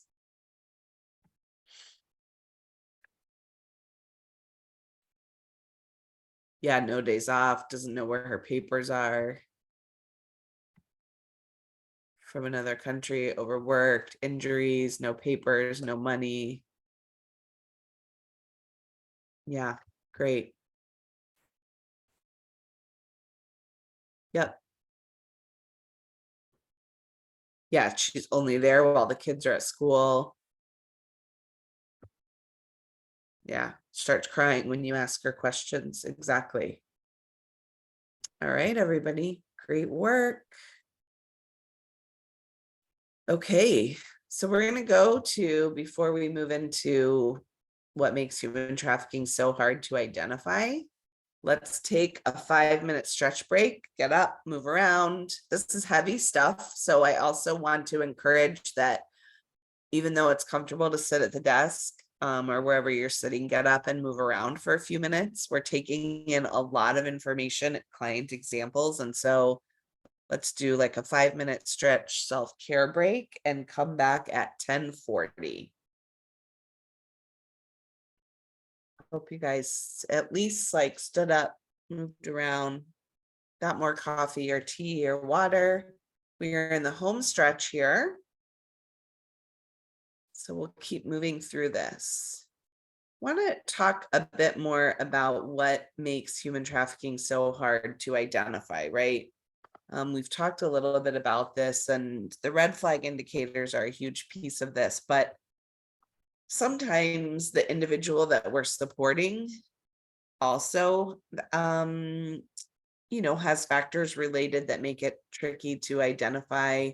And we also have our own provider related things that make it hard for us to identify, maybe something about the way that we're working or doing things. And so thinking about the individual related barriers, right? The person that you're talking to, and I will say this, our goal in talking to survivors and understanding human trafficking and vulnerabilities and red flags is not that we're not trying to like make someone disclose and tell us they're a human trafficking survivor. That's not our end goal. We don't want to be like, great, now you've admitted you're a trafficking survivor and now we're done. No, it's just helping us better understand, so that we can then work together to provide the services that we need. And so some of the individual related barriers that exist, and probably one of the biggest ones, is that either they don't know they're a victim or they don't identify as a victim. They may not understand that what's happening is an actual crime, but they also may not see it as something different, because like in the making of the girl video, as she said, it wasn't anything different than what her stepfather had been doing. And so no one's going to come to you and say straight out, I'm a victim of human trafficking. Can you help me? It's not the language that's used. It's usually not the way that the survivors I've worked with identify. And so it's why we spend the time learning all the pieces of the puzzle. Other barriers that are related to them telling you is that they might feel shame or guilt. Barriers to helping them might be that there's a language barrier, or they don't have their own identification or records. And some of us work in nonprofit worlds where doing intakes, getting information, right, is such a key part of like what our funders want from us. And they might not be able to answer those questions because they don't have their records. I've worked with survivors who don't know how old they are, or they've been told to lie about their age and at some point didn't know what their age was, or maybe never had their birth certificate. And so a lot of these things can be barriers related to that individual person. They may fear systems or law enforcement or deportation, right? They maybe have been taught to fear systems, or they've had prior bad experiences with systems, whether it's child welfare systems, whether it's law enforcement or court systems. If they're here and they're undocumented, there is a very great fear about being sent back to the country where they came from, which also may have had a lot of terrifying and bad conditions to be living in. And another barrier is that sometimes they might feel complicit. They might feel like something they have done has contributed to them being trafficked or them being hurt. And so they feel embarrassed and ashamed to talk about what has happened because they feel like maybe they brought it on themselves. Again, for those of us in the DV world, Christina and others, like we know what this is, right? This is so common for us that have done DV work, because that same kind of like feeling of being maybe complicit or being made to feel like they caused the harm is a huge part of the power and control. And then also this concept of trauma bonding with trafficker or other victims. A lot of times when people talk about trafficking, I hear them talk about a Stockholm syndrome effect with the trafficker. And I think that's one way to explain it, but I like to think about it in terms of how they have a trauma bond with their trafficker. And that is really a deliberate pattern of behavior that a trafficker engages in to build that reliance, right? It's very similar to the power and control tactics that we see and the cycle of violence that we see, right? Like things are not always bad with the trafficker. They might have their needs being met, some of their needs being met by the trafficker. And so this trauma bonding occurs with that person, or maybe with the other victims who are also part of the equation. So they don't want to leave because they're worried that another survivor will be hurt, or they don't want to do, certain things that could cause repercussions, or they think of the other survivors that are being trafficked with them as their family. And so there's this sense of responsibility and bonding to them. So all of these are barriers that make it challenging for us as providers to identify that trafficking might happen.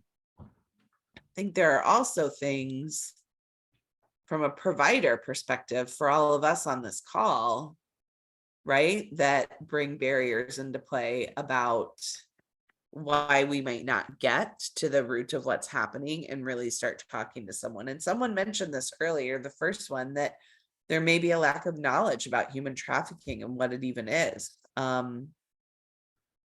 There might be providers who have a preconceived notion of how someone who has experienced trafficking should act or appear. And so if it doesn't fit that sort of mold of what they expect or what their notion is, then they miss it.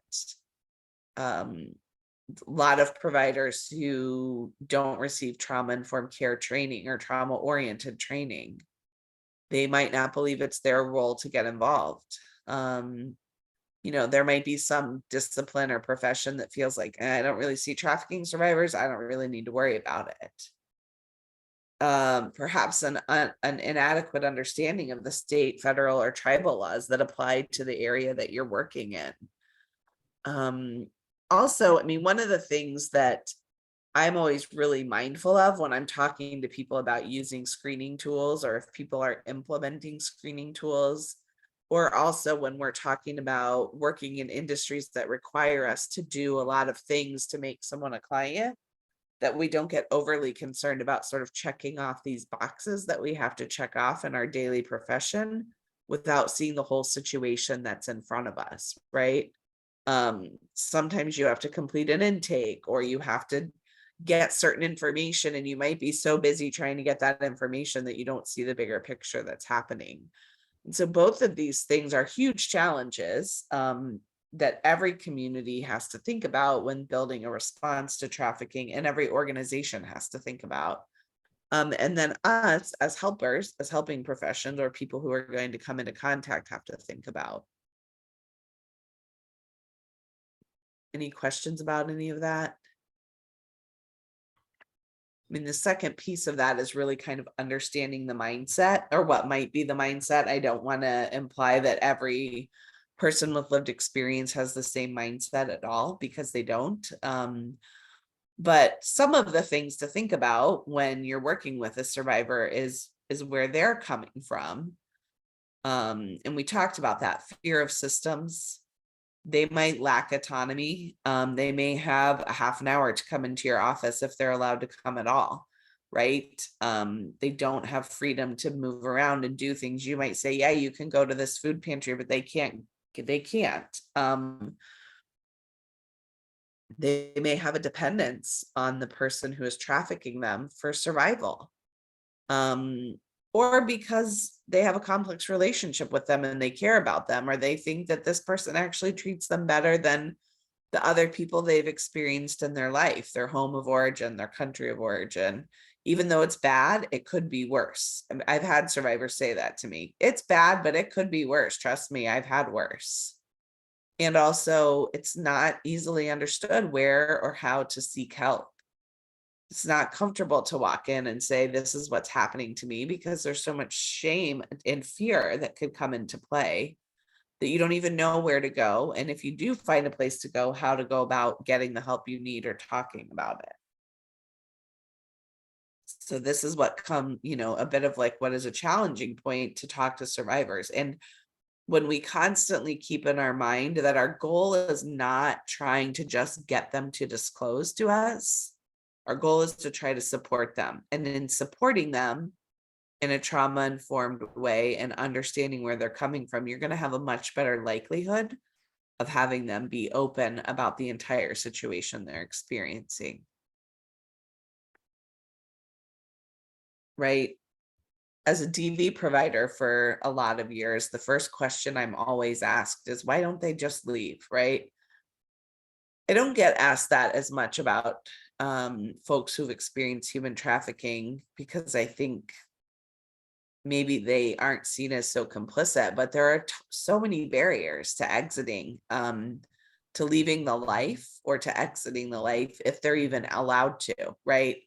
sometimes they're not even able to because they just physically are held or unable to access things, but they're also can be very isolated. There's a lot of trauma and self-blame. They maybe don't know how to get out. They've been told, if you do get out, I'll find you, I'll report you, right? So they don't see the exit plan. They may not know that it's even a crime, that what they're experiencing, we've talked about this, and trauma bond and fears for others. So all of these things go into speak to why it's hard to exit, but also why it might be hard for them to stay engaged. You might work with a survivor and feel like you have this great moment and this great conversation, and like you have a plan and they've trusted you and it's gone to the next level, and you're going to see them the next day and they never show up, right? And it's so frustrating, but we have to remember that all of these things are at play and what's making it hard to exit. And so I want to talk a little bit about trauma. I know that many people on this call have had training in trauma. And this is certainly not going to be a deep dive, maybe a review for some, but when you're understanding the mindset and working with folks who have experienced trafficking, you have to understand trauma. Trauma-informed care is a sort of a phrase that's become very common in our world. A lot of people talk about providing trauma-informed care, and we're going to talk about what that really means. You know, I prefer to distinguish between trauma-informed care and people who may be trauma-oriented, like who may have understanding of trauma, which is really critical to their job, but can't maybe do fully trauma-informed care as it's outlined by SAMHSA, and we'll talk about that. But individual trauma results from an event or a series of events or a set of circumstances that are experienced by that person as physically or emotionally harmful or even life-threatening.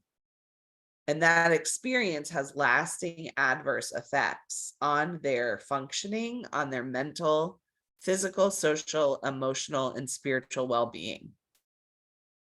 We throw around traumatize a lot, like, oh my God, I dropped my hot dog, I'm totally traumatized, right? We like say those things all the time. It's part of our vernacular, but trauma is a real, like, it's a serious thing. When you read that, like, lasting adverse effects, if I drop my hot dog, I'm probably not experiencing trauma, right? It's a phrase. I'm not having lasting adverse effects on my functioning and on my well-being. Trauma goes so much deeper than that, but we use it in such a vernacular way. What you often see when you're working with survivors are what are adaptive survival strategies. Symptoms of trauma you can identify, but you also have to know that they arose as a survival strategy. That's adapting to the trauma that they've experienced and finding ways to survive in spite of it. And I love this picture because it's such a great way to think about all of the people that we know, ourselves included, who have experienced trauma and found ways to survive it. Those may be coping mechanisms that are great, and they may be coping mechanisms that aren't so great, right? But they are ways that people survive, and we have to be really thoughtful about that when we see people engaging in behavior that maybe we don't understand or we don't approve of, right? Think way back to the beginning about implicit bias. If I have a bias about drug use, about heroin addiction, and I'm working with a client who has an opioid problem that has come as a result of these as a survival strategy, right? I have to be mindful of that bias and mindful of how I'm going to work with that client in a way that does not create more trauma and that's respectful of the survival strategies that they may be engaged in, even though it's hard, right?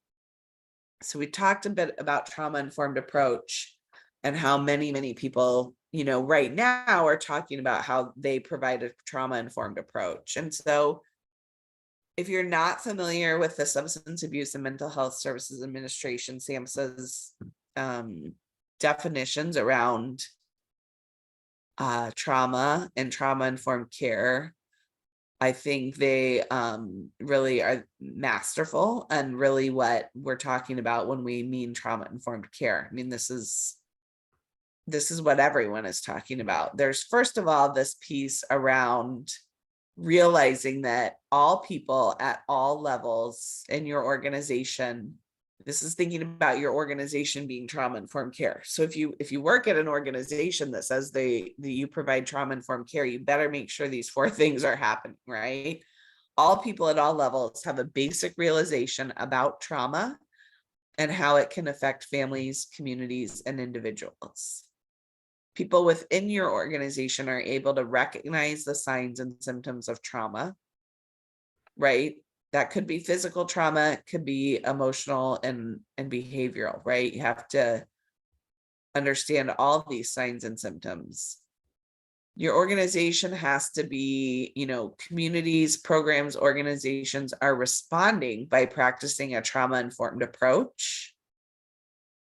And then you're also actively working to resist re-traumatization. So your practices may compound trauma unintentionally. And so trauma-informed organizations avoid this re-victimization. So if you're working in an organization that provides trauma-informed care, think about this. Think about if it's happening this way. Think about if you need to make changes about the way things are working, so that you're in a better space to provide trauma-informed care. Or also very easy and not bad. You don't have to say you provide trauma-informed care. You can also say we understand trauma. We are trauma trained, right? Like, the other piece of this is that there are the various principles to trauma-informed care. One is that safety is a priority. That you're understanding the needs of a person's safety.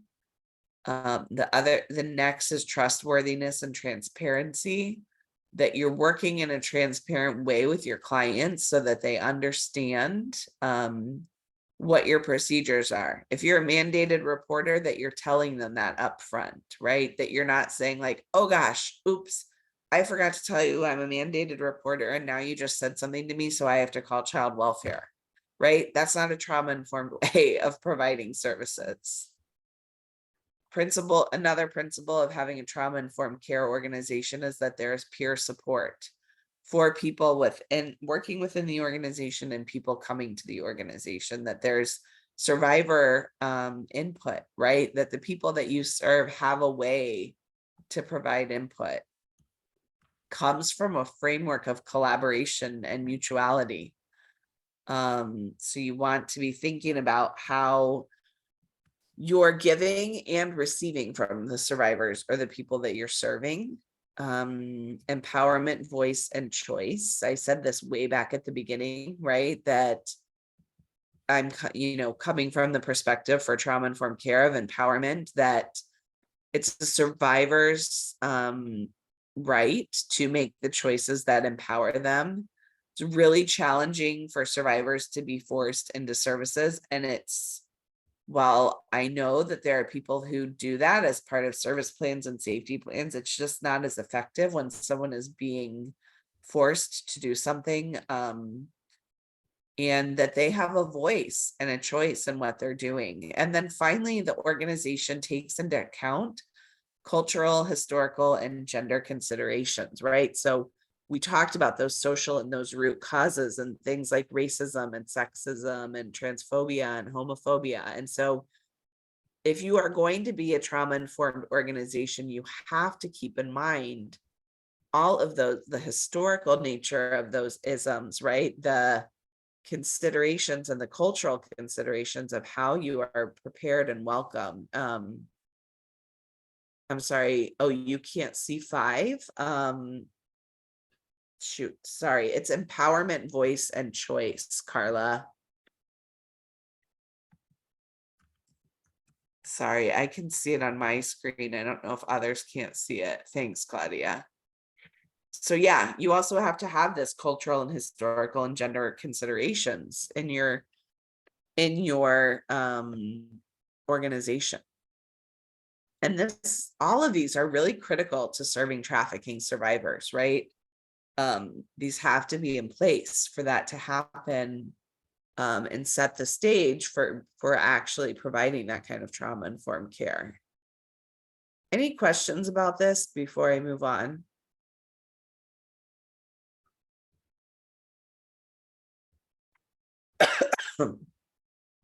You don't have to answer this out loud, but just take a moment of, if you work at an organization that provides trauma-informed care, is this like resonating with you? Do you see this in your organization?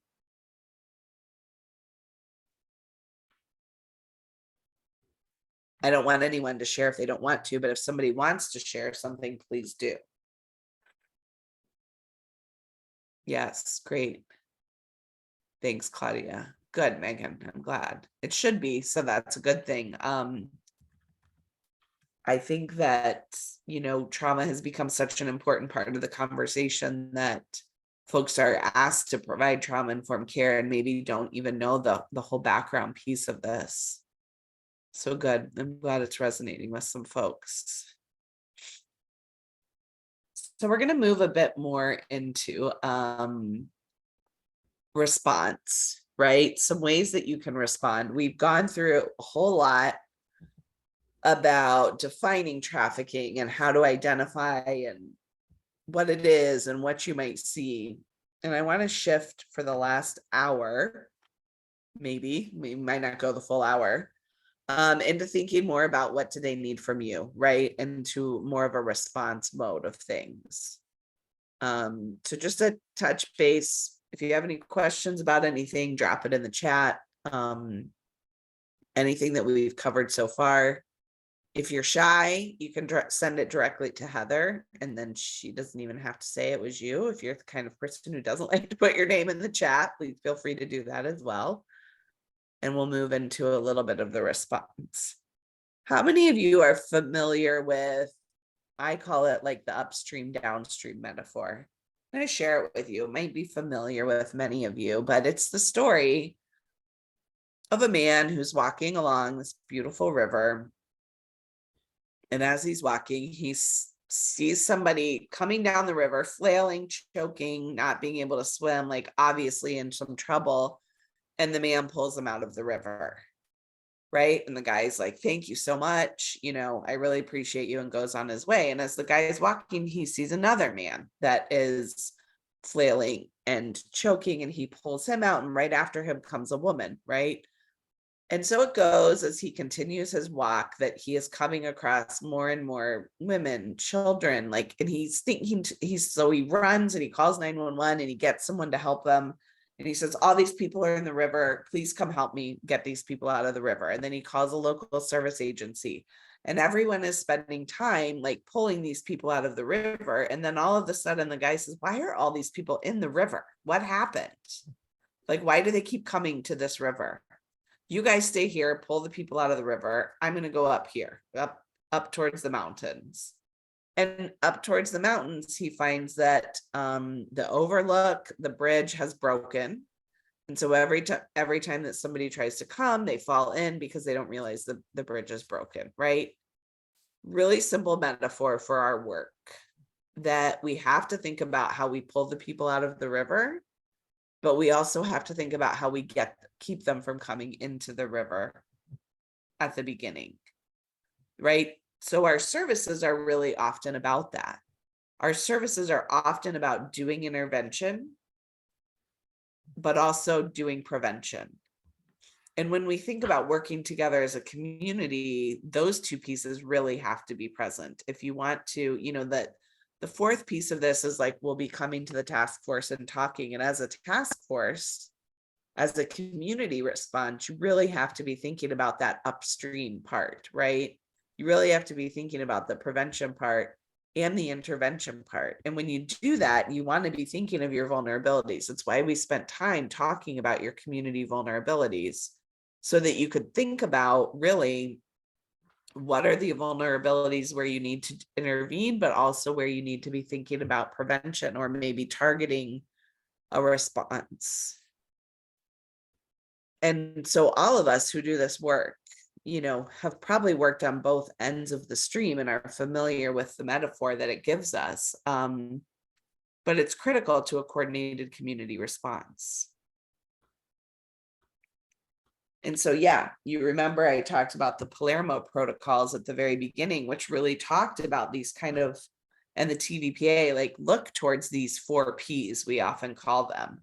What are we doing about all the people in the river, the people falling in and the people that we're pulling out? We're thinking about a comprehensive approach, right? Which is what the city of Rockford and all of you are moving towards. And how do you think about things like partnership? What does partnership look like? Who do you need at the table? What do you do about protection, prosecution, and prevention?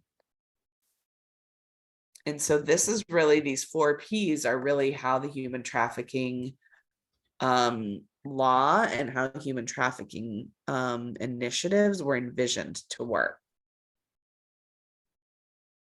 So I want to talk for a minute about parallel movements, because this is really a critical piece. If you haven't figured this part out by all I've said so far this morning, we'll discuss it again. How many of you on this call work with one or more of these issues in your day-to-day work? Please drop in the chat which ones. I love your hand raise. Thank you, Phyllis. But drop in the chat. I want to make sure that we have them actually all covered. Just if you can let me know, Christina, I know you're domestic violence, right? Because you're at remedies, I think. But which one of these issues are you working with in your daily work?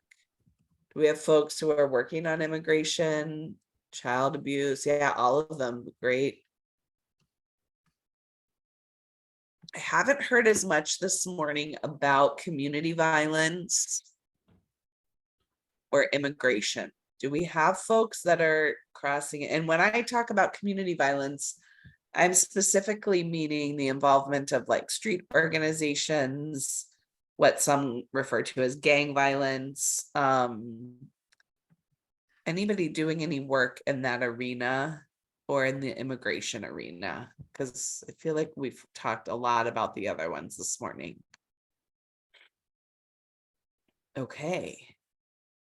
So no. All right. So, yeah, thanks, Suzanne. I'm wondering if you guys know, and you don't have to answer this, but thinking about it for coordinated community response, what other providers you might want to be thinking about for service providers that provide immigration relief and work, or people who are actually working with folks engaged in community violence. So I love that, yes, the mayor's office and the state's attorney's office are working on that, but are there also on the ground people who are working to maybe end the violence? Or and you don't have to answer that now, but it's a thought process for when you are trying to build a comprehensive response. And so what we know is that we have kind of all these parallel movements that are happening in our communities to address these issues, right? There's movements to address homelessness. There's a strong domestic violence and sexual violence communities in Illinois, not Chicago, in Illinois, right? We have a robust children's advocacy center program across the state that's thinking about child abuse. We've talked specifically about organizations in Rockford that are working with transgender folks and gender nonconforming folks, right? So all of these movements run kind of parallel to human trafficking. They all have their own tenets. They all have their own ways of doing things. They all have their own policies and laws and protocols, but they also all come together right here in the middle to intersect with human trafficking. And so when we think about a community response, having these kinds of folks at the table make a difference. We've been doing a ton of work here in Chicago, bringing the domestic violence and the community violence worlds together, but also the community violence and the anti-trafficking world. Because in Chicago, we have large swaths of communities where there is street-based sex economies where we know a lot of trafficking is happening and a lot of folks are vulnerable to trafficking. And it turns out though some of those are in the same communities where there's a massive street outreach presence for gang and gun violence.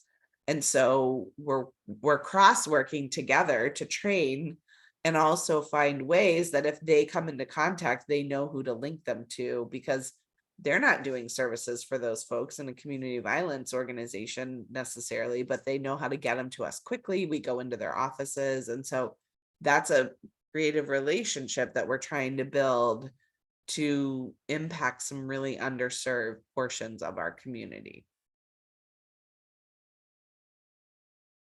So I want you guys to take a minute to reflect on your own. You can share if you want to, but if everything we've talked about in these parallel movements, like, what do you think? Who are you working with that you see as a strength in responding to human trafficking?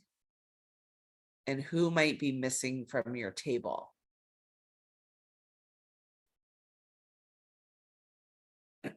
Maybe a minute to think about that and then share it in the chat.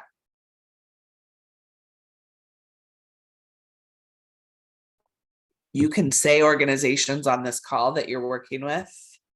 I mean, a given is probably the mayor's office, right? Because they helped bring us to the table. You don't, okay, great. Thank you, Phyllis. Don't know locally who to go to about community violence.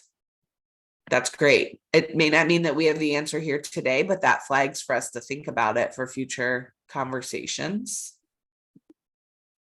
I just wanted to, I can give a shout out about the community violence. I don't think Tratera is on any longer, but Tratera Flowers with Get Connected just won a grant through the state of Illinois to do some violence interruption work.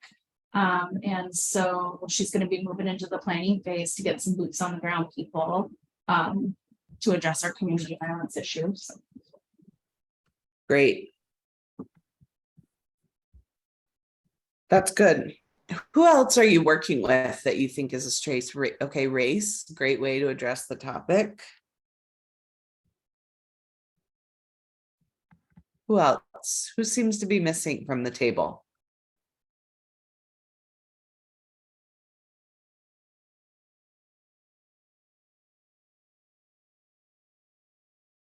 Yeah, local emergency rooms. Okay.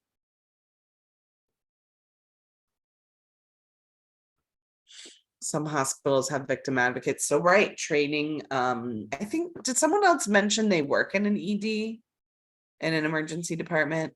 Training of emergency room providers, but also not just EMT, great. Yeah, not just, I was just gonna say, not just emergency departments, but clinics, right? Federally qualified healthcare centers. We have a partnership where we work with Planned Parenthood.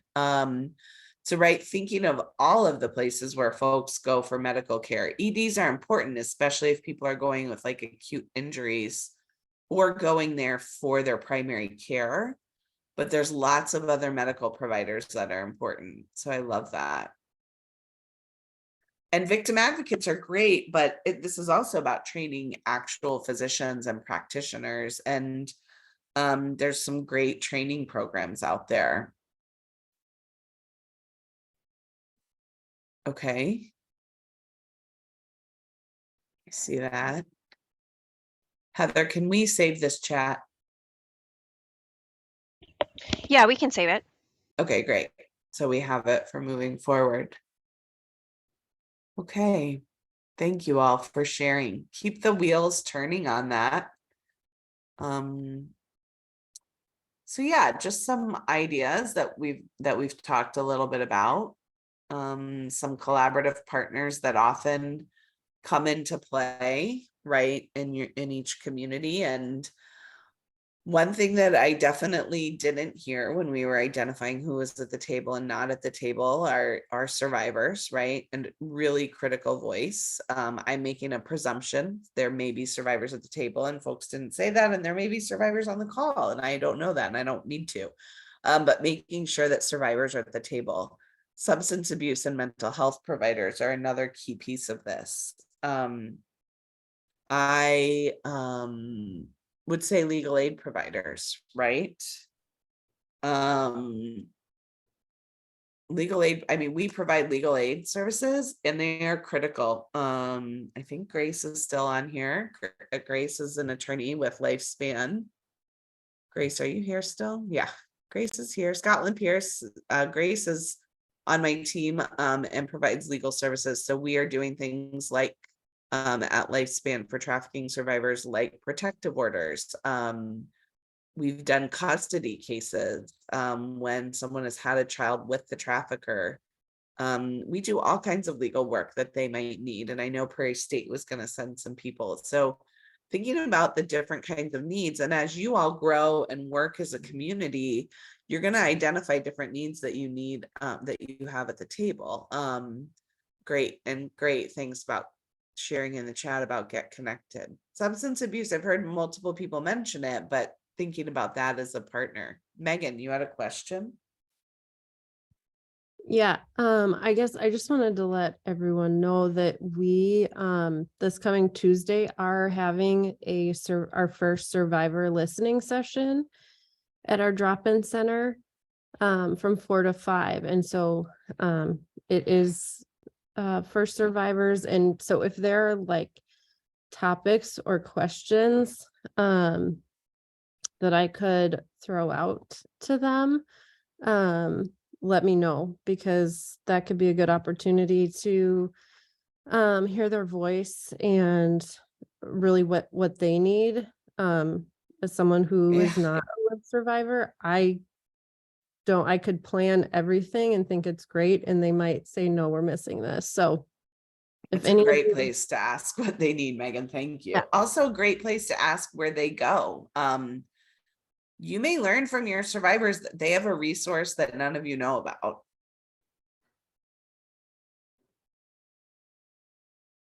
Yeah. I think both of those could really contribute to building a community response. And yeah, Megan, do you want to drop your email in the chat for folks?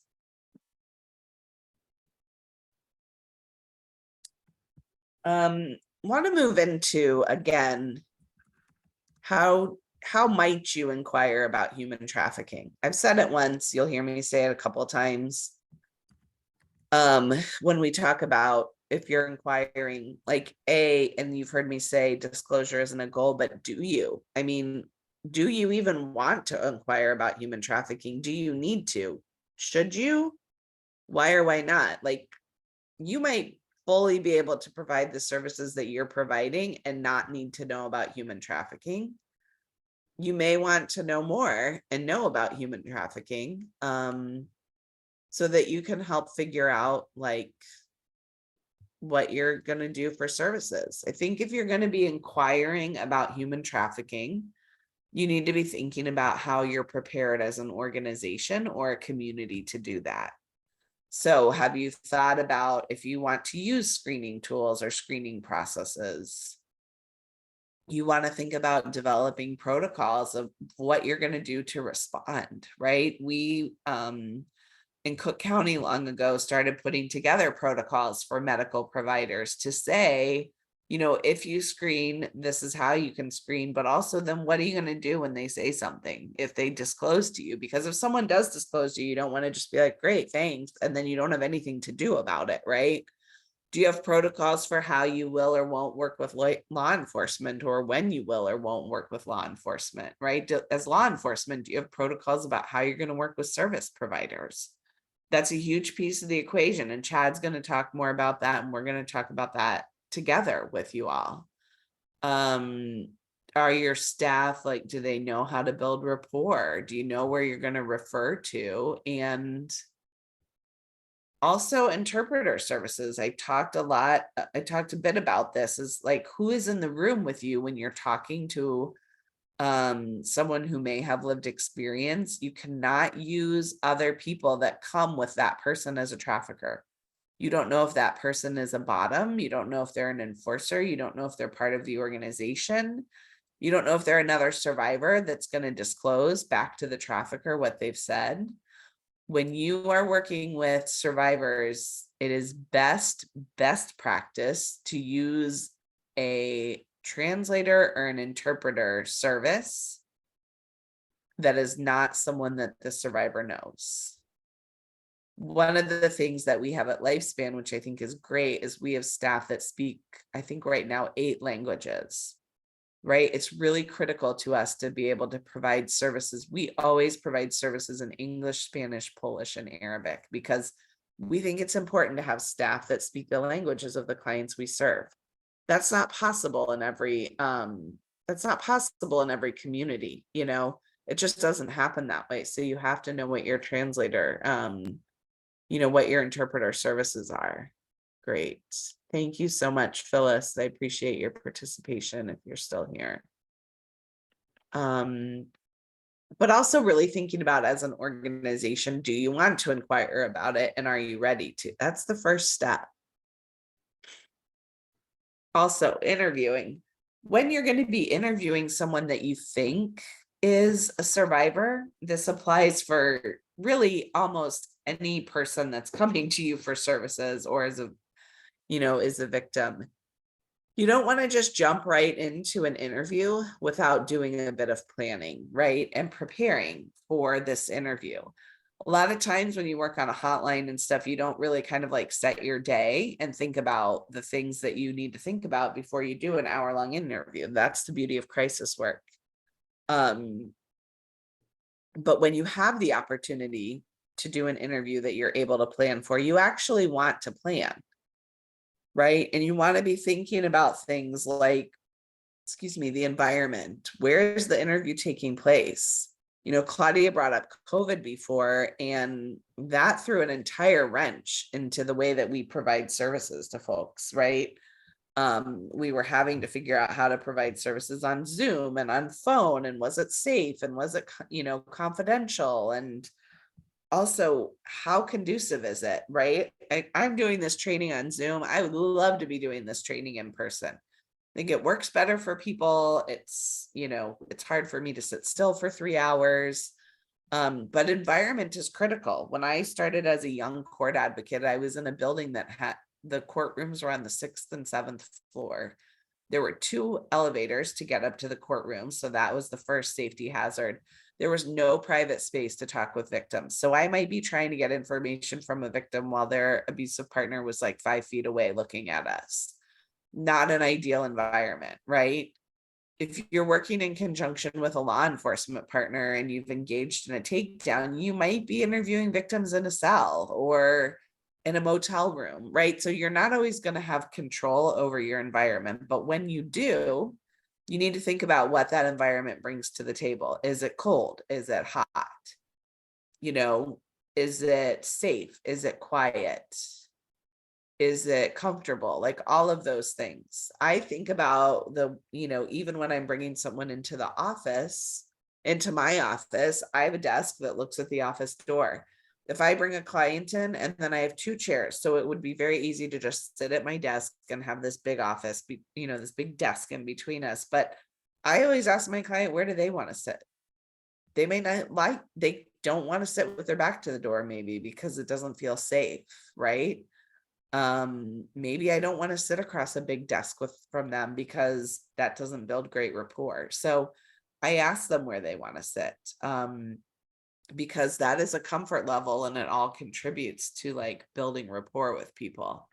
I want to be prepared to know, I want to know what I need to know about victims' rights. What rights they have afforded to them, and is everybody who's working with them following those rights? Confidentiality is a huge piece for all of us. Almost everyone on this call has some sort of confidentiality requirement that they have to follow. The tricky thing about a coordinated community response is that different people have different confidentiality requirements. So if you're working together, you have to understand what each other's confidentiality requirements are, and you have to figure out how you're going to work together in spite of it, right? When I was running the task force for the state's attorney's office, we had U.S. attorneys, we had federal agents, we had local agents, we had victim service providers, we had prosecutors, we had grand jury information, and we had service providers with client confidentiality, and talk about tension, right? When you're trying to work on a case and people know things that they can't openly share and it gets confusing, but every person has to maintain their confidentiality because it's a right, but it's also a safety factor for that client. And it's a way to build rapport. So when we're talking about a community response, we're talking about how do we build relationships before we're in the middle of a conflict.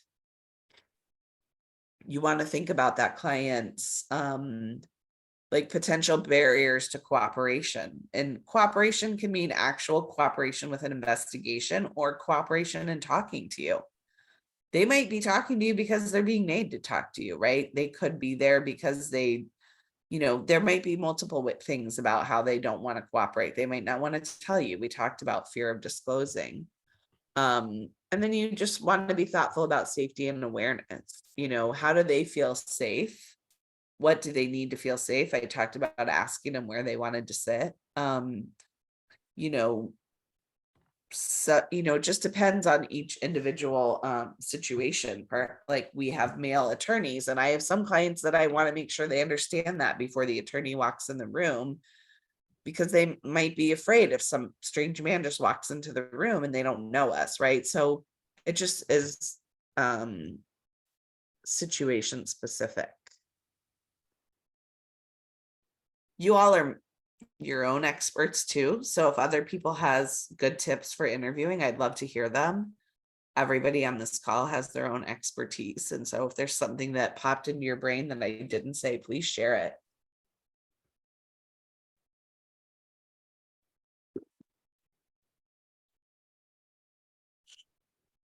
Right? We've been building up to this the whole time, which is collaboration. Chad is here. He's my partner in this project. You're going to be hearing from him next week, and we're going to be talking a lot about how to collaborate. The best way to address human trafficking in our communities is to build this collaborative response and to have the people at the table that can help across the board, because there are a lot of needs that survivors have. And the best success we have is when people are working together to try to meet all of the various needs.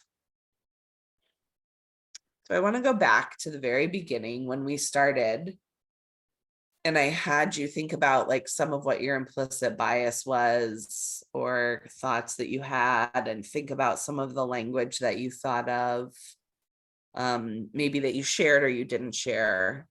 And I'm curious if anybody is kind of like feeling differently at the end of 2.5 hours than they felt at the beginning about use of language or the kinds of language to use or bias.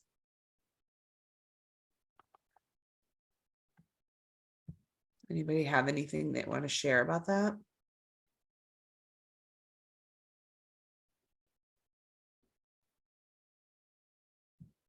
Everyone's so quiet. It's Friday morning. Maybe that's why.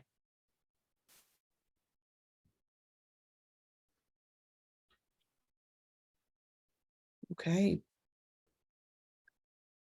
I also want to thank all of you. As I said, a lot of you are experts in your own way, in your own right, and you know so many things about working with survivors. And so all of you have contributed, I think, to the conversation today. And also you all do so much for folks who have experienced harm in different ways. I want to thank you also for listening to what can be a really tough conversation and participating and hearing tough examples. I recognize that some folks shared that they haven't had a lot of experience working with trafficking clients. And so starting with me today, moving next week into Chad's conversation and further, you're going to hear traumatic stories. You're going to see traumatic things. And I just want to thank you for being on this journey with both of us and participating, but also, opening yourself up to what's a really hard subject area.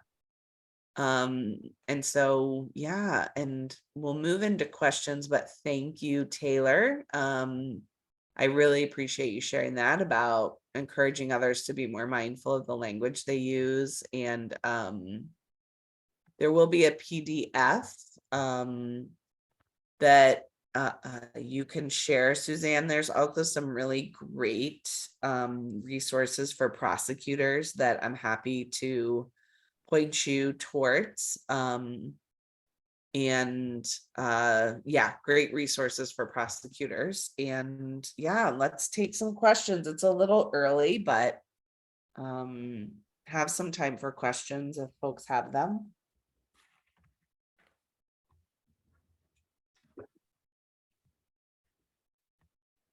Any questions?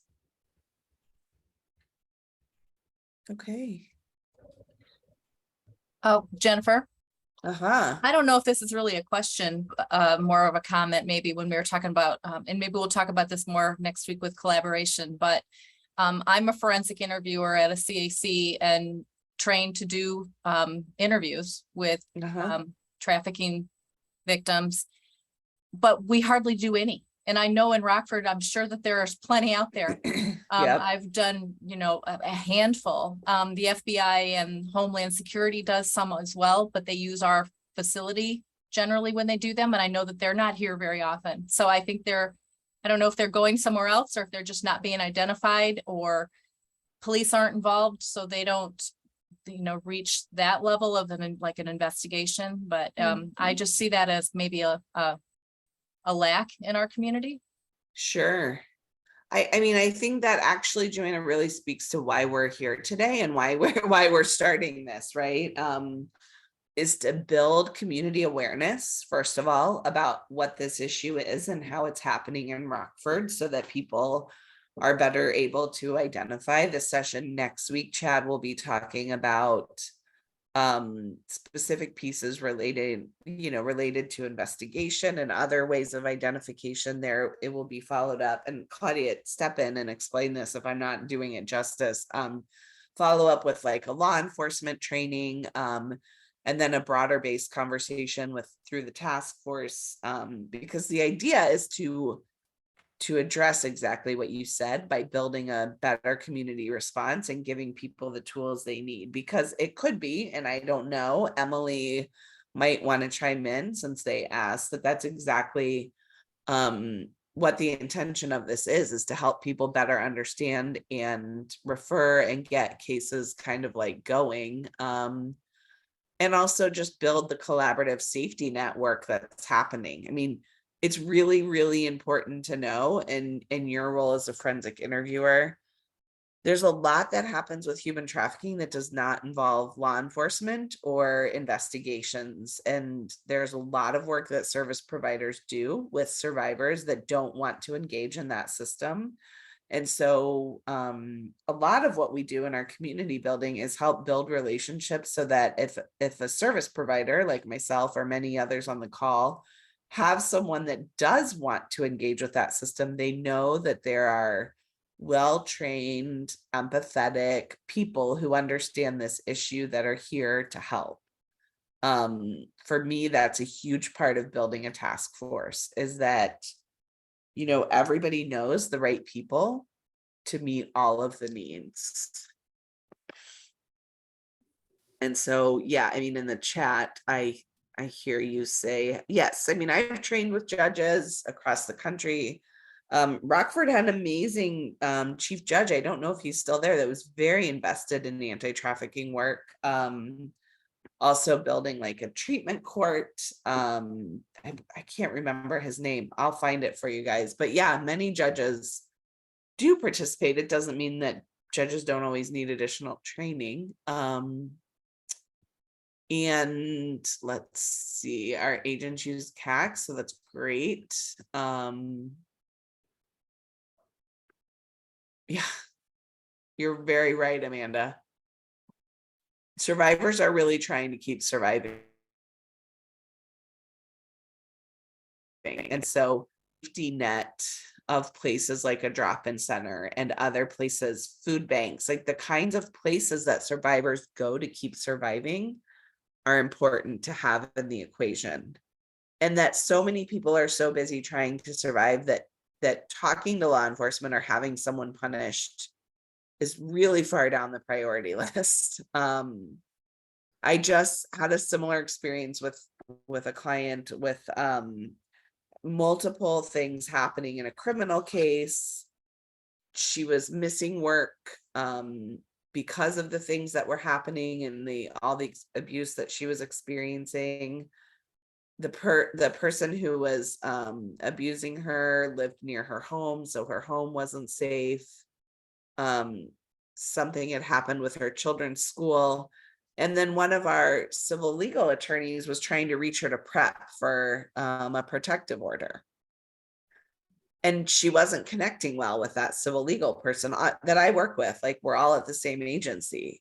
And they were like, well, we don't know really what we're going to do because she's not calling us back. And so I was like, have you talked with the advocate who's working with her?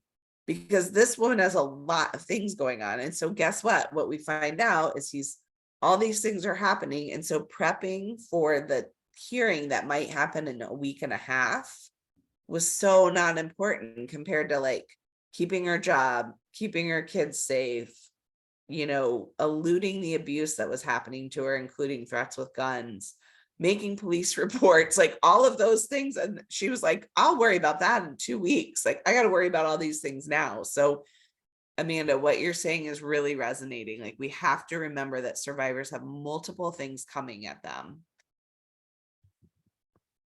And they have to just be trying to survive. Yes, Judge McGrath, thank you.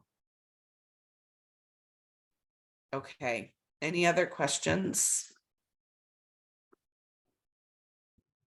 All right, Claudia, I'll turn it back over to you. Sure. Yeah. Thanks, Jennifer, so much. There were just a couple of kind of process questions about next week. I did drop the link if you haven't yet registered for Detective Opitz, Chad's training. I did drop the link in there. And Emily at the mayor's office also has that information, so you can contact them as well. And Chad just said, looking forward to seeing everybody next week. So that's exciting. You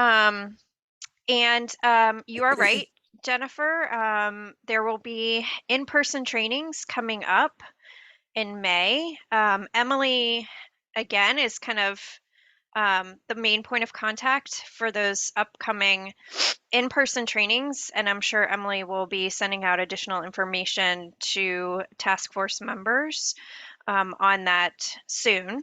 We're just kind of chunking it one step at a time. So Jennifer, thanks. As you can see, everybody, we put up the evaluation QR code. You may take a picture of that with your personal device and it should be directly linked to the evaluation. But if you prefer to do it on your computer, that is the link. Hopefully that works. That's kind of weird. I will see if I can get that working for you. But we'll leave this up for a couple of minutes and open it up if we have any last minute questions. And Emily, there's no further announcements. I don't think we have any further announcements from the mayor's office today. So.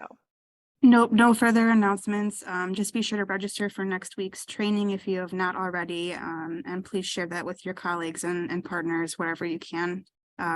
You can find additional information on the training for next week on the City of Rockford's Facebook page. There we go. Okay. It's Friday. Had some PowerPoint cut paste challenges, I'm not gonna lie. So this was really, really helpful. Thank you so much, everybody. And again, thank you to the mayor's office for coming to OVC TTAC to bring this to you all. It's certainly very exciting. So we'll just be on here for another minute and I will also be sending out the PDFs. I'll stay on for a minute too, in case somebody was shy and didn't want to ask a question to the group. Sounds good. Thank you, everyone. Thank you all. Thanks for participating. Thank you. See you all next week. I'll be around when Chad is training.